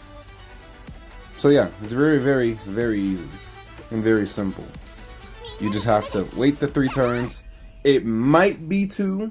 You can try waiting 2 turns because I go second, which makes a little bit of sense. Not a lot, but it is what it is. But you can try that and see what happens. But yeah, wait 3 turns, you get all the stats, and then you just kind of bully. Easy clap. Alright, so floor 23, it's Red Sario. The gimmick is very easy, actually. This one's an easy floor. It's very simple. It's just goddess characters do more damage. That is it. That is the gimmick. So yeah, you have 2 ways you can go about this. You can use a full goddess team, you know, if you have Mael and the rest of the goddess team is built. Or you can use Green Sario with a Gother rank up and have Sario's counters just carry you to death. Those are the 2 very accessible ways you should be able to use this floor, or do this floor.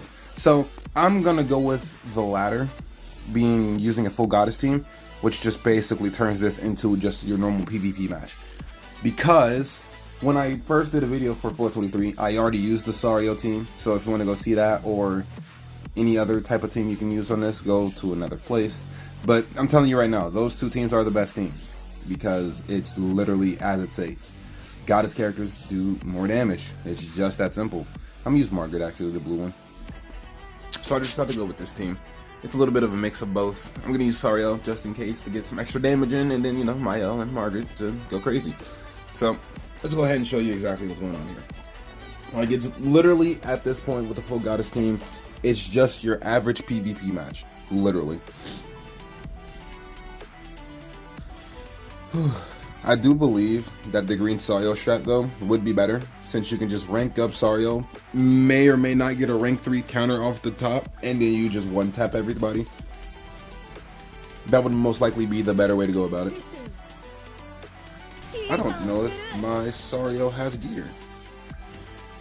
Doesn't feel like it, but whatever. We don't need it. We're fine. Got the attack disabled. Oh no. She can keep that on her for now, because I'm going to counter with Sario. Do this, we AoE, and then we just beat him up.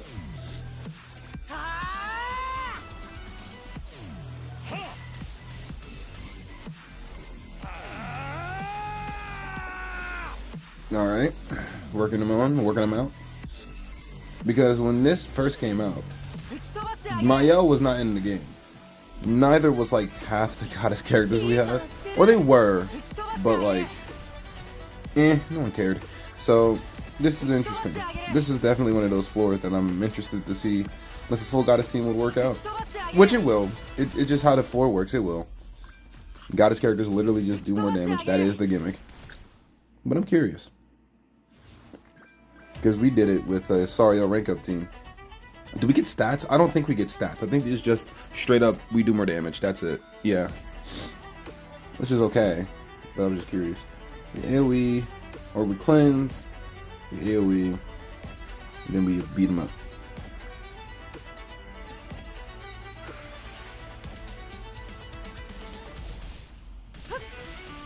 Get Margaret damage, 400k.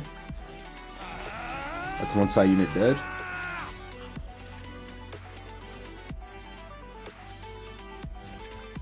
No, we shouldn't die to the Sario ultimate, but you never know. Yeah, we tanked it. Good, good, good.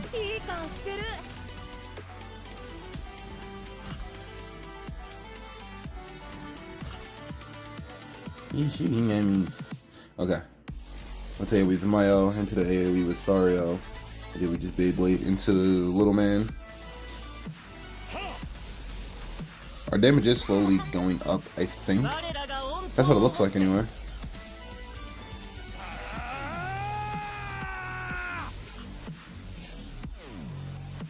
That man dead.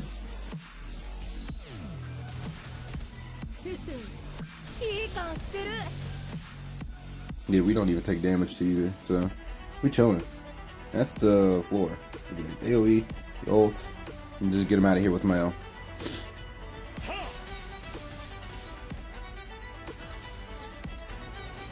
Easy. Easy peasy lemon squeezy. That is floor 23? Question mark? I can't count. So before we get into floor 24, there is one thing I want to talk about.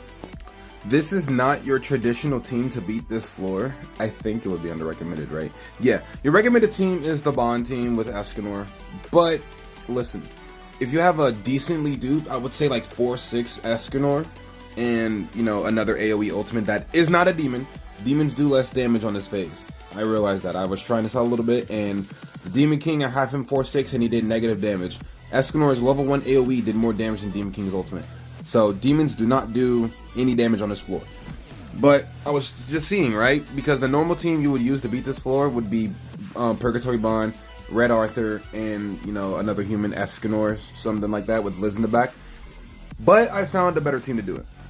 Because I have high duped characters, being 6-6, but I do believe you can do this with like a 3-6 ult from Escanor or a 4-6.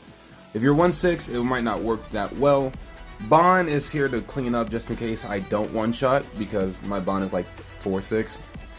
So this is pretty much a 2-turn strat guarantee, because the gimmick of this floor is that you want to kill Zarathos first, and you also don't want to attack them too much. Otherwise, they'll get statted out of their minds, their attack increases go crazy, and then you'll just get countered pretty heavily. So with this strat, you're guaranteed to pretty much one-bang the guy due to having the ultimate. Now I got his ult first, which is fine. Sorry, I had to breathe. I don't know why.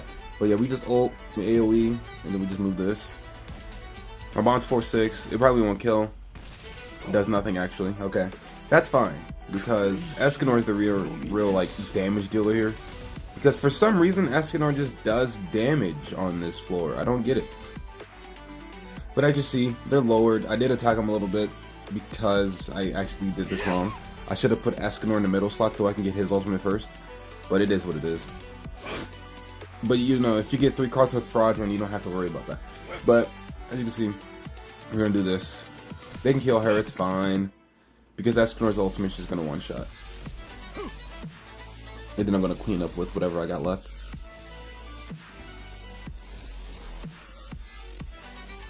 The ult, finger blast, and then we just do this.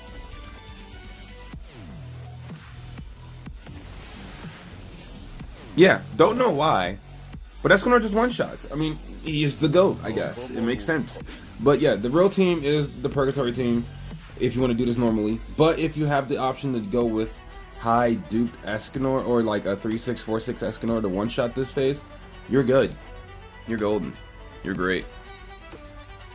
Now for floor 25, this is what we're going against today. Blue Ludosio. The gimmick for this floor is very easy. It's you have to survive 4 turns. And on the 5th turn, you get an insane pierce increase. So yeah, you just kind of one-bang at that point. So for this this one, I'm gonna use the Rimuru. I'm gonna use the collab units. But I would say, you know, if you go to recommended teams, you can see a better team for this, which it would be Bond team apparently. But you know, any Pierce-based units like Blue Demon Meliodas would probably work out pretty well for this. But you just literally have to survive 4 turns. That's really all there is to it. So that's why I brought Shuna for extra healing, just in case damage gets a little crazy. So we just sit here, survive 4 turns, and then we're pretty much golden. We can just go ahead and one-bang him when it comes to it. Whew. So now we just wait. Yeah, they got the defense lore from Ludosio. Because it is the blue one, and he is out CCing everybody, because their CC is insane.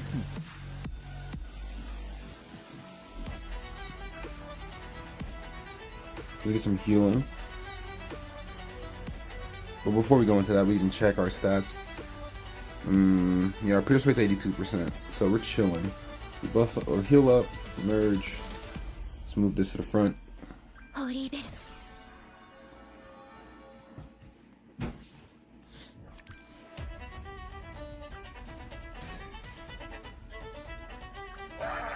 Unfortunately, we didn't get another heal card, but it's okay. That was our first turn of living. Going into our second turn, we're gonna have to just merge for lots of stuff. Decent heal from Liz in the back. So turn number 2, merge, merge, and let me just double check, make sure my information's correct. Well, that's the pierce from the buff. So let's just move this in front, because I don't want to actually get ults too soon.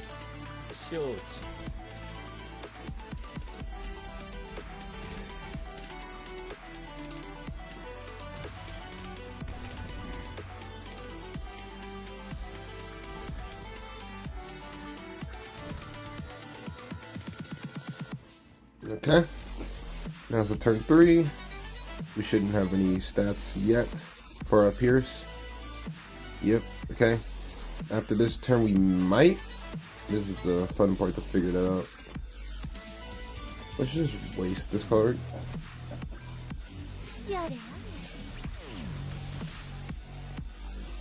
Because as you can see, yeah, if you attack, you pretty much hit for patience, so you dead ass need the Pierce increase, or you're just not gonna do damage. Ekina needs to survive. Survive, lady. Okay. So now here's what we're waiting for. The fourth turn. Look at my Pierce, please. So turn number 4. And now we're waiting for the next turn. Because on the next turn, that is when we get the actual increase. We're going to get all their ultimates, because why not? Yeah, Rimuru can do damage because he just has Pierce-based attacks. So it makes sense for that. But we're still waiting.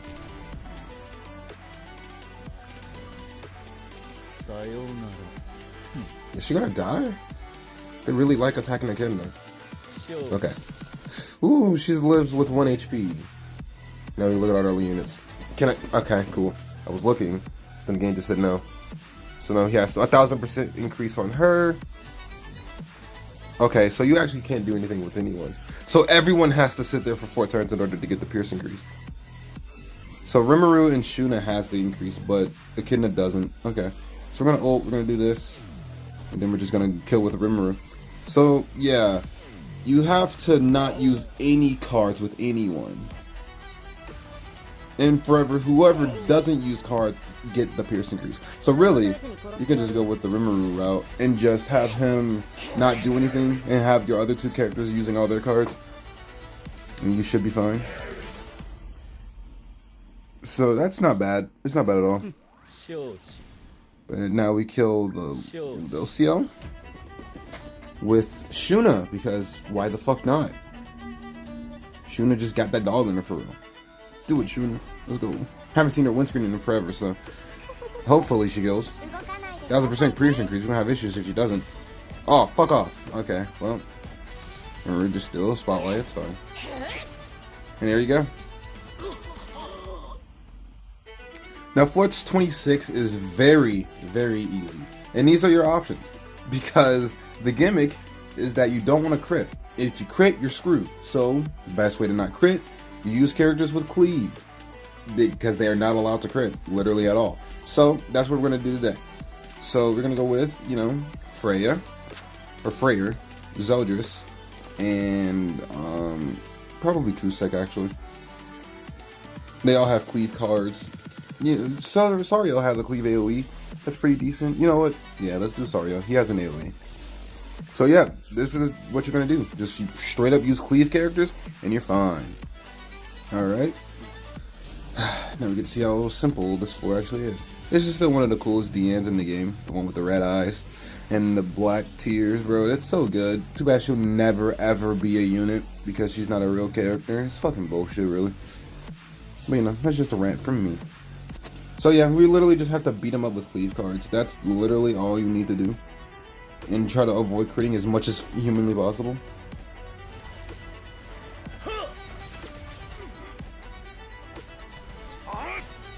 Does Sario kill? Unfortunately not. Okay. I got 2 cleave cards, thank God. We don't get ults either, so Trader Meliodas is not usable since his cleave is his ultimate.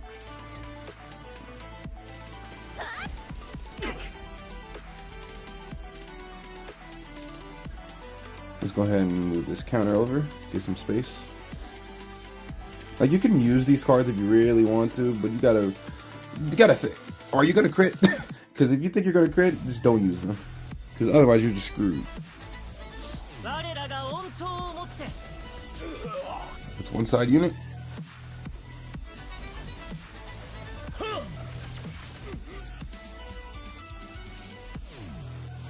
I got 1 Pierce card, or cleave card.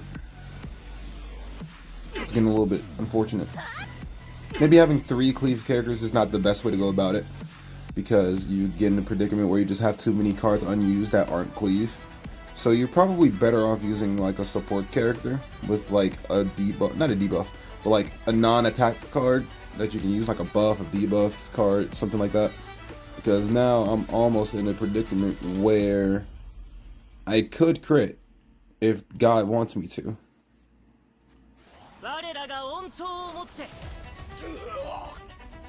This Desai unit's done.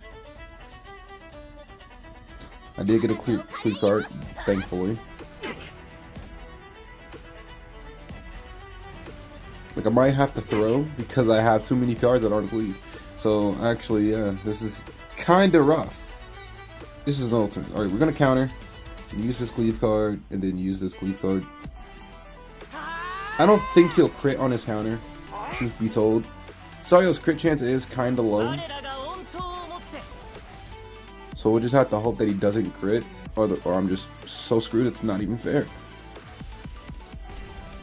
Or unless she has to stance cancel, which I doubt, but you know. She does! Oh, thank God. She has to stance cancel. Sario's goated. Okay, good. Good. That is very good news. So let's move this out the way. Get some space with that. Use this AoE and then we stance up again.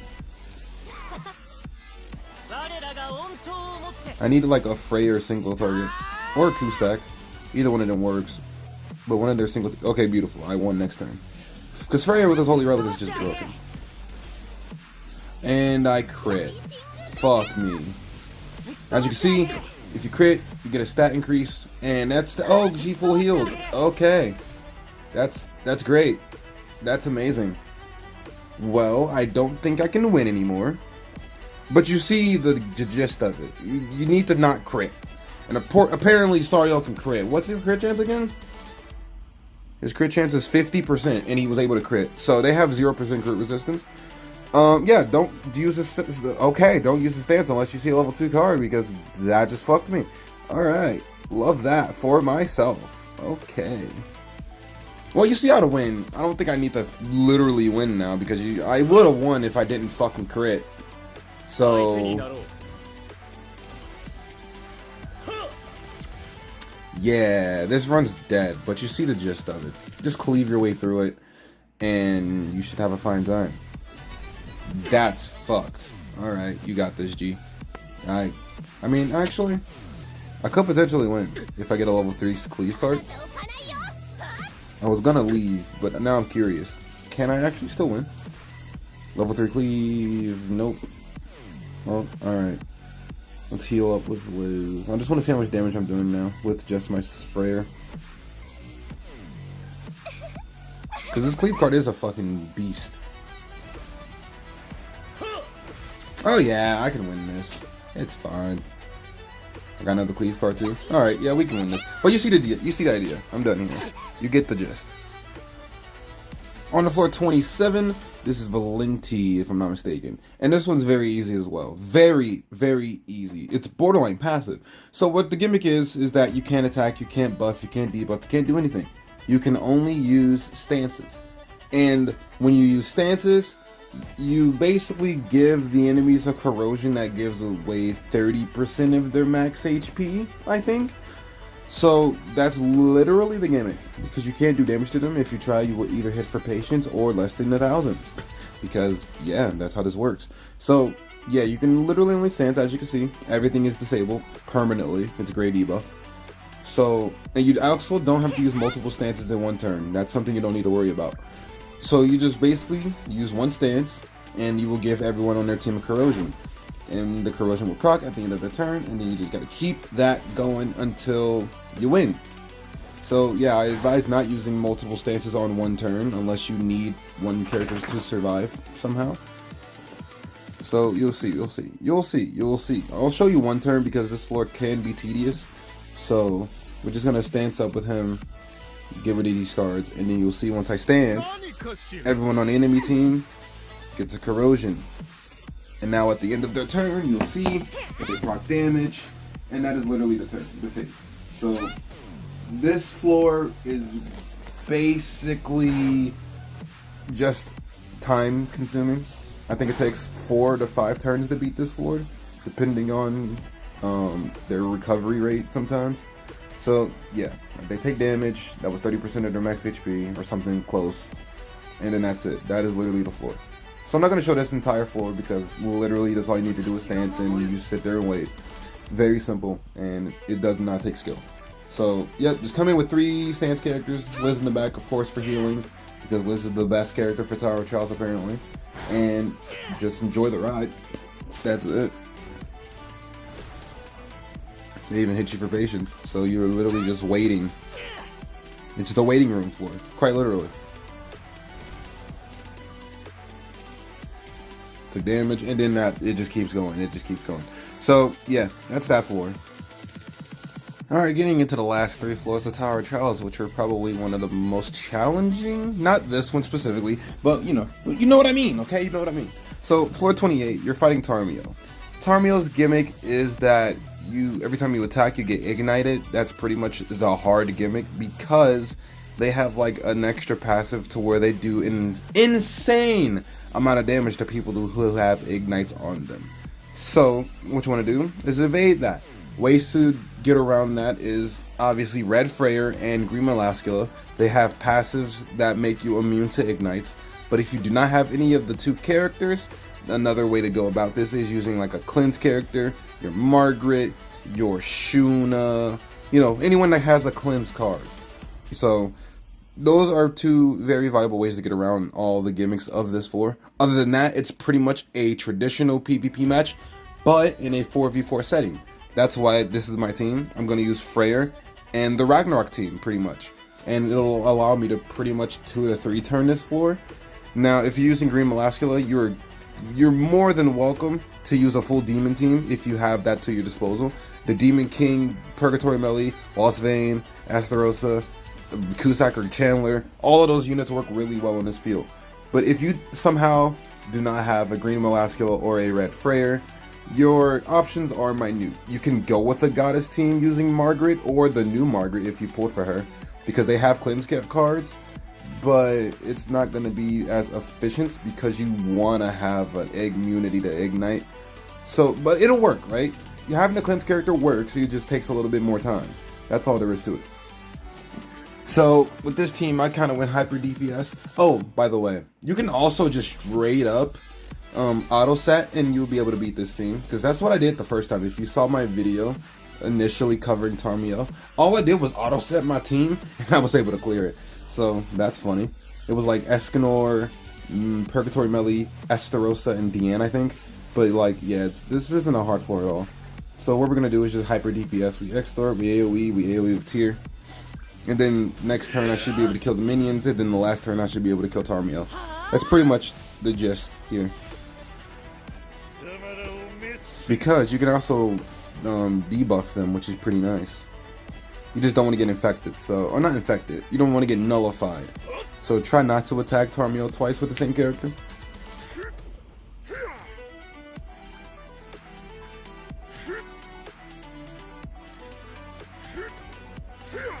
Good taunt, good taunt.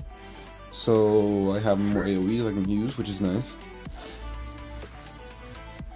Let's go ahead and AoE with Sigurd. Get some more extort AoE damage out there. AoE with Tyr, and then we're gonna just attack with Freya. This should kill the side units. I don't know about Tarmio. Freya should be able to kill Tarmio. Oh yeah, Freya kills. Easy as pie. Easy as pie. Will it be this fast using a Demon team? It's possible. Especially if you have the Demon King. And, Goddess team or, Cleanse teams. They're going to have a little bit more trouble. But it is viable nonetheless. Now we're covering the calm before the storm. Floor 29, you gotta go against Margaret. Now this is one of those floors that were tricky for people until more videos came out about this floor, but this floor is actually relatively easy, okay? Listen, the gimmick here it's not confusing, but it's just a nuisance. The gimmick is that their team is very tanky, right? They're extremely tanky and you are extremely weak. The way to get through that is to remove their buffs. Now, what does that mean? Margaret, obviously it's Blue Margaret. She gives everyone on her team 2 buffs every time she buffs. Now, when that happens, you need to be able to remove said buff, because once you remove the buff, you get a stat increase for each buff removed. Now that's where all the fun shit comes in. The units you can use for this is mandatory Blue Matrona, Green Frogger. Those units are very much mandatory. But I think there's a way to get around those units if you don't want to use them, and that's by using Trader Meliodas, because on his ultimate, he also removes buffs. So I haven't tried it with Trader Meliodas before, unless I did in my last video and I just don't remember. I actually would not remember.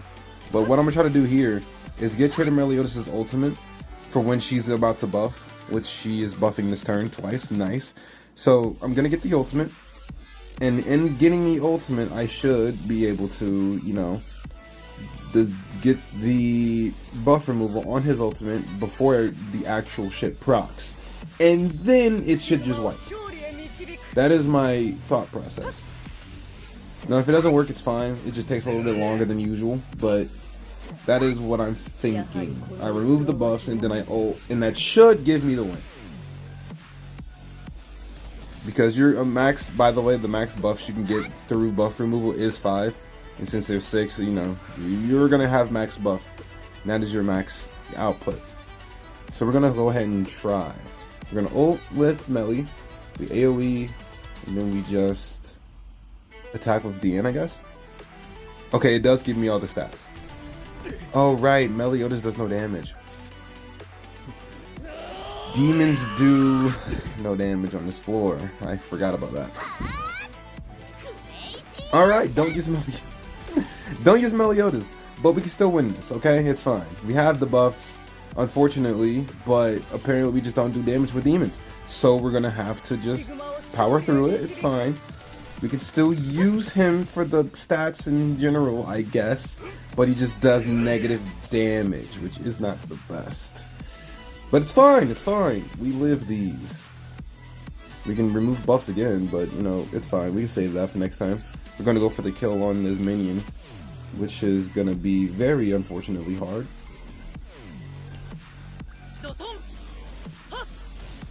So, yeah, who else has an AoE buff removal ultimate? I guess King could work instead of Meliodas. If you have him high duped, King should be pretty good. Because look at all those stats, bro. You would expect to hit like 1,000,000 on his single target, but they just take less damage from demons. So, unfortunately, that's not the case. And Margaret full healed. That's cursed. Oh, we lost all the buffs. That's also very cursed. Okay. Let's do this. We remove the buffs with Matrona and then we ult with DN. That should give me something. I expect DN to be able to kill, right? Oh no, Margaret's just a tanky girl. Okay. Interesting. Let's see if we can get through this, I guess. If this is not as intended. Like, what is Margaret's stats right now? I don't have a buff removal. That ult's gonna hurt. Like, what is her stats looking like? 900k, 45,000 attack. Okay. 900k, right? Can I do that damage? Probably not. We'll attempt.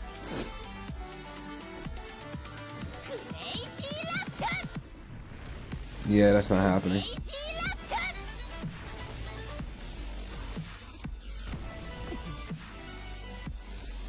She lost her ultimate at least. That's good. And I still don't have a way to remove buffs, unfortunately.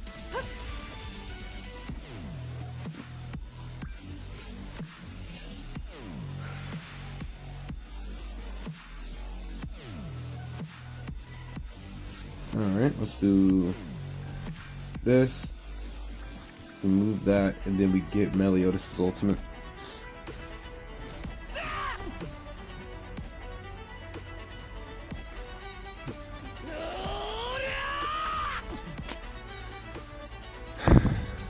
Okay. Trying to think. Like, King could work. Oh god, that's death. That's very bad.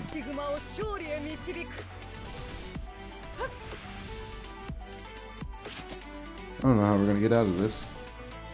Oh, fun fact, we don't.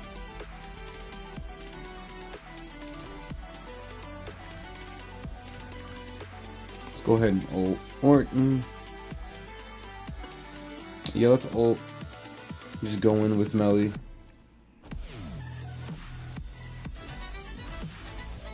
Because even with the stat decrease, it does nothing. They still just take a lot of damage. Never mind. That worked out pretty well. That was interesting. I don't even know how that happened. But I still recommend not using Meliodas because, yeah, they do negative damage. Or is it just ultimates do no damage? I don't know. But I'm done here. That was horrible. I hate it. And now we're finally here to Tower of Charles 430. The last floor of Tower of Charles before it is taken out the game. If you haven't seen it already, right? Tower of Charles will be gone next month on the 4th. Remember that. At least for global. And I don't know about JP. You're on your own there. But, yeah. So, this is Sariel. This floor is a piece of shit and a half, to say the least. But I found a way to make this a lot easier for the people at home. Now, to do this floor with this team, you've already seen it, right? Everyone uploaded this floor already, and all of those teams are still viable. You have your Ragnarok, Freyr, Margaret, Tarmio team, you have your King Kazuna Gother team, you have your Sariel-based team, the green one, and you have your Full Abyss team. Those all work. They're fine. Abyss, not so much. I tried it a few times, and I kind of hate it now. But, this is a team that I have not seen yet. LR, Meliodas, King, and Gother with Liz in the back. The reason this team works so well is because of a few reasons. Being that you can infect them. That's a lie. That's a whole ass lie. They're immune to debuffs. But you can infect them. But no, LR Meliodas' AoE is the strongest thing in the fucking game. That is just is what it is.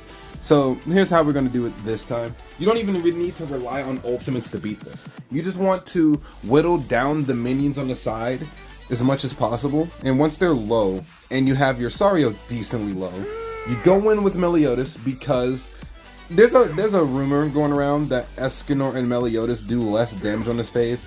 That's not true. Light and dark characters do less damage on this phase, because if you use Dark Meliodas or Escanor, Light Escanor, they do no damage. But Red Meliodas LR right here, he does his damage as intended. So he doesn't hit for negative damage. He actually does his job, and he does it really well. So I'm gonna. This version takes a little while to get used to, but it's okay. We'll show it anyway. So we're gonna AoE with King. Like sure, the counter hurts, but we have Liz to heal for that. It's fine. And then his counters also doesn't break King's shield. Oh, it does, but you know I do negative damage, and I get a new shield again. And then look at that, 379. We AoE with Loss of Vein Melee. And now here's where it gets a little tricky. Eventually, Sariel's gonna heal. Now, you don't have to worry about that per se, but you just have to make sure that you are also in a decent situation where you can actually do damage, or like constantly, or you're just kind of screwed. Because remember, you don't want to kill the side units until you kill Sariel in the middle. So we're just AoEing until we get to a comfortable spot where we can actually do that. So we're gonna rank up Melee. AoE with King, AoE with Melee.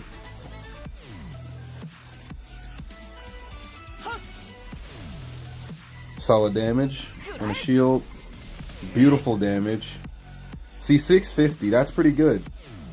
But yeah, so you just use LR Melee. And this is basically a free-to-play strat, because my LR Melee is HP defense. I don't have a tech crit on him, and I never will. But, the ults aren't reliable. Or, that's not a good way to put it. The ults are reliable, but they're not mandatory, is what I mean to say. So if you have them 1-6, that's fine. Because in reality, the only ult that's gonna really help you is King's ult. But even though it's not gonna do much damage if you're 1-6, the shield is all you really care about. So let's go ahead and let's get Gother's cards out of my face, because you don't want too many. And I'll also get his ult to ult drain, because why not? Let's single target this guy and then AoE with Melee. That should not kill that one. We should be fine. Beautiful. Okay, now we're gonna wait for... We're gonna AoE with King. Sariel's not taunting this time, unfortunately. There's just a lot of buffs going out, which doesn't do anything. So we're gonna just have to relax here. We can use Gother's ultimate, that's fine. And we're gonna just rank up everybody. So we're gonna just rank up, ult, and then we're gonna get a little bit of damage in on this side unit over here with the level 2. Because he looks a little bit more healthy than the other guy. Drain their ults. Get some damage in. That's not bad. That's a solid spot to be. Now we have King in on his ultimate, but Meliodas gets targeted, so he's not going to get able to ult, which is fine. All we need is King's ult here. King's taking a lot of damage, so I need to get some damage in with him for lifesteal purposes. He's not getting as many cards as he used to. Alright, so let's go ahead and... He's still not taunting. This man hasn't taunted in forever. We're going to ult with... Okay, let's level... Let's AoE with him. We ult with King. Then we just waste this card. That shouldn't kill. It might kill one of the side units, which is unfortunate, but it should not kill. Okay, beautiful. It doesn't kill nobody. This is perfect. This is perfectly exactly what I needed. Never mind. I didn't mean to pause my recording, but okay, this is not good. So we can still win this because once you kill a unit, the stats aren't immediate. The stats will happen the next following turn, as far as I can tell. So right now we're still chilling. We can kill Sario and this other guy this turn. This is fine. So what we're gonna do, we're gonna AoE with him, AoE, and then single target, and that should give me the game. This is fine. So as you can see, we kill him, and even with the 100% stat increase on fuck off, I fucked up. I fucked up. Wait. Okay. I fucked up. Okay, we're back. So we're not gonna do that again. We're not gonna make the same mistake. So what we're gonna do instead is level up Melly. Level 1 with King. And then level 2 with Melly, right? Or actually, let's level up Melly, we go with her attack, and then we wait. Melly is unfortunately going to get drained, but it's okay. We're still in the clear. They should not get crazy heals, and if they do, it's fine. Because you can kill one of them, I think, like from testing. Killing one of them is fine. But killing both of them is the problem. See, like, if I would have killed both of them right now, he would have had, like, crazy lifesteal, and then at that point in the game, like, yeah, that's right there. I wouldn't have been able to counter that. So what we're going to do now is level 3 with King, we ult with Melly, and then we just level 3 with Melly. This should not kill the side unit, but if it does, it's fine. It's probably not fine. He one-shotted, oh god, so he gets his stats instantly. Okay, let me restart again. It autoed, and I didn't have time to actually do that. Okay, sure, whatever. We're gonna ult. That kills him, that's fine. And then we just kill this guy because it's easy. That's what I should have done this whole time. And then King should clean up. It's that easy. Sorry about the delay, but it is what it is. Listen, I just threw a few times. But yeah, OR Meliodas, King, Gother, easy clear. I could do it again, and you could do it way faster than what I just did, but I just want to show that you can throw a few times, and you will still come out on top, because this war is so goddamn easy, and no, you don't need ult levels to do it. If you complain about your ults, that's on you. You don't need it. Meliodas is HP defense, and he did plenty damage. Fuck off. But that's it, bro. That is it. This concludes the final video for Tower of Trials. We went through every single floor in one video. We gave you multiple different team comps you can use for each floor. We gave you the specific gimmick for each floor. And now you should be able to do this all on your own. Even though you probably don't have all the units I have, I understand that much. And the whole free-to-play aspect comes into play, and I did give multiple different teams you can use. I didn't show all of them, but I was speaking. So if you can't find a good team to mesh together, I can't help you with that. I genuinely just can't, because that just means you weren't paying attention, I guess. Because I gave multiple teams for each floor. Or unless one team was very specific, like the one floor with Nanashi and Monspeed, those are mandatory units. If you don't have them, you can't do that floor. So like floors like that, yeah, sure. I understand you not having a unit maybe, or not having them built, that's fine. But I literally gave multiple different teams while I was in the middle of explaining how my team worked, the one I was showcasing. So yeah, bro, you got this. Trust me, it's not that complicated. The only floors you need to really worry out for is like floor 8, floor 15 maybe, the floor with King, And then 20 and up is the bread and butter of autism. But, you know, this is just fine, as it is. So, we say goodbye to Tower of Trials until we meet again with whatever game mode replaces Tower of Trials. If a game mode replaces Tower of Trials. And that's going to be the video for today. So, yeah. Be sure to like, comment, subscribe. If I helped you out in any way, please subscribe. I need those subscribers, okay? I'm on the road to 1,000, okay? I need to get 1,000 as soon as possible. That'll make my life so much easier. But, you know, it is what it is. If it doesn't happen, it is what it is. So, yeah, I will see y'all in the next video, I guess. I don't know when that'll be, because my schedule's kind of rough right now. But I'm trying, okay? I'm trying. But it's out of the way. Have a wonderful day. Enjoy the rest of your day, and have a good one. Yep, all of those mean the exact same thing.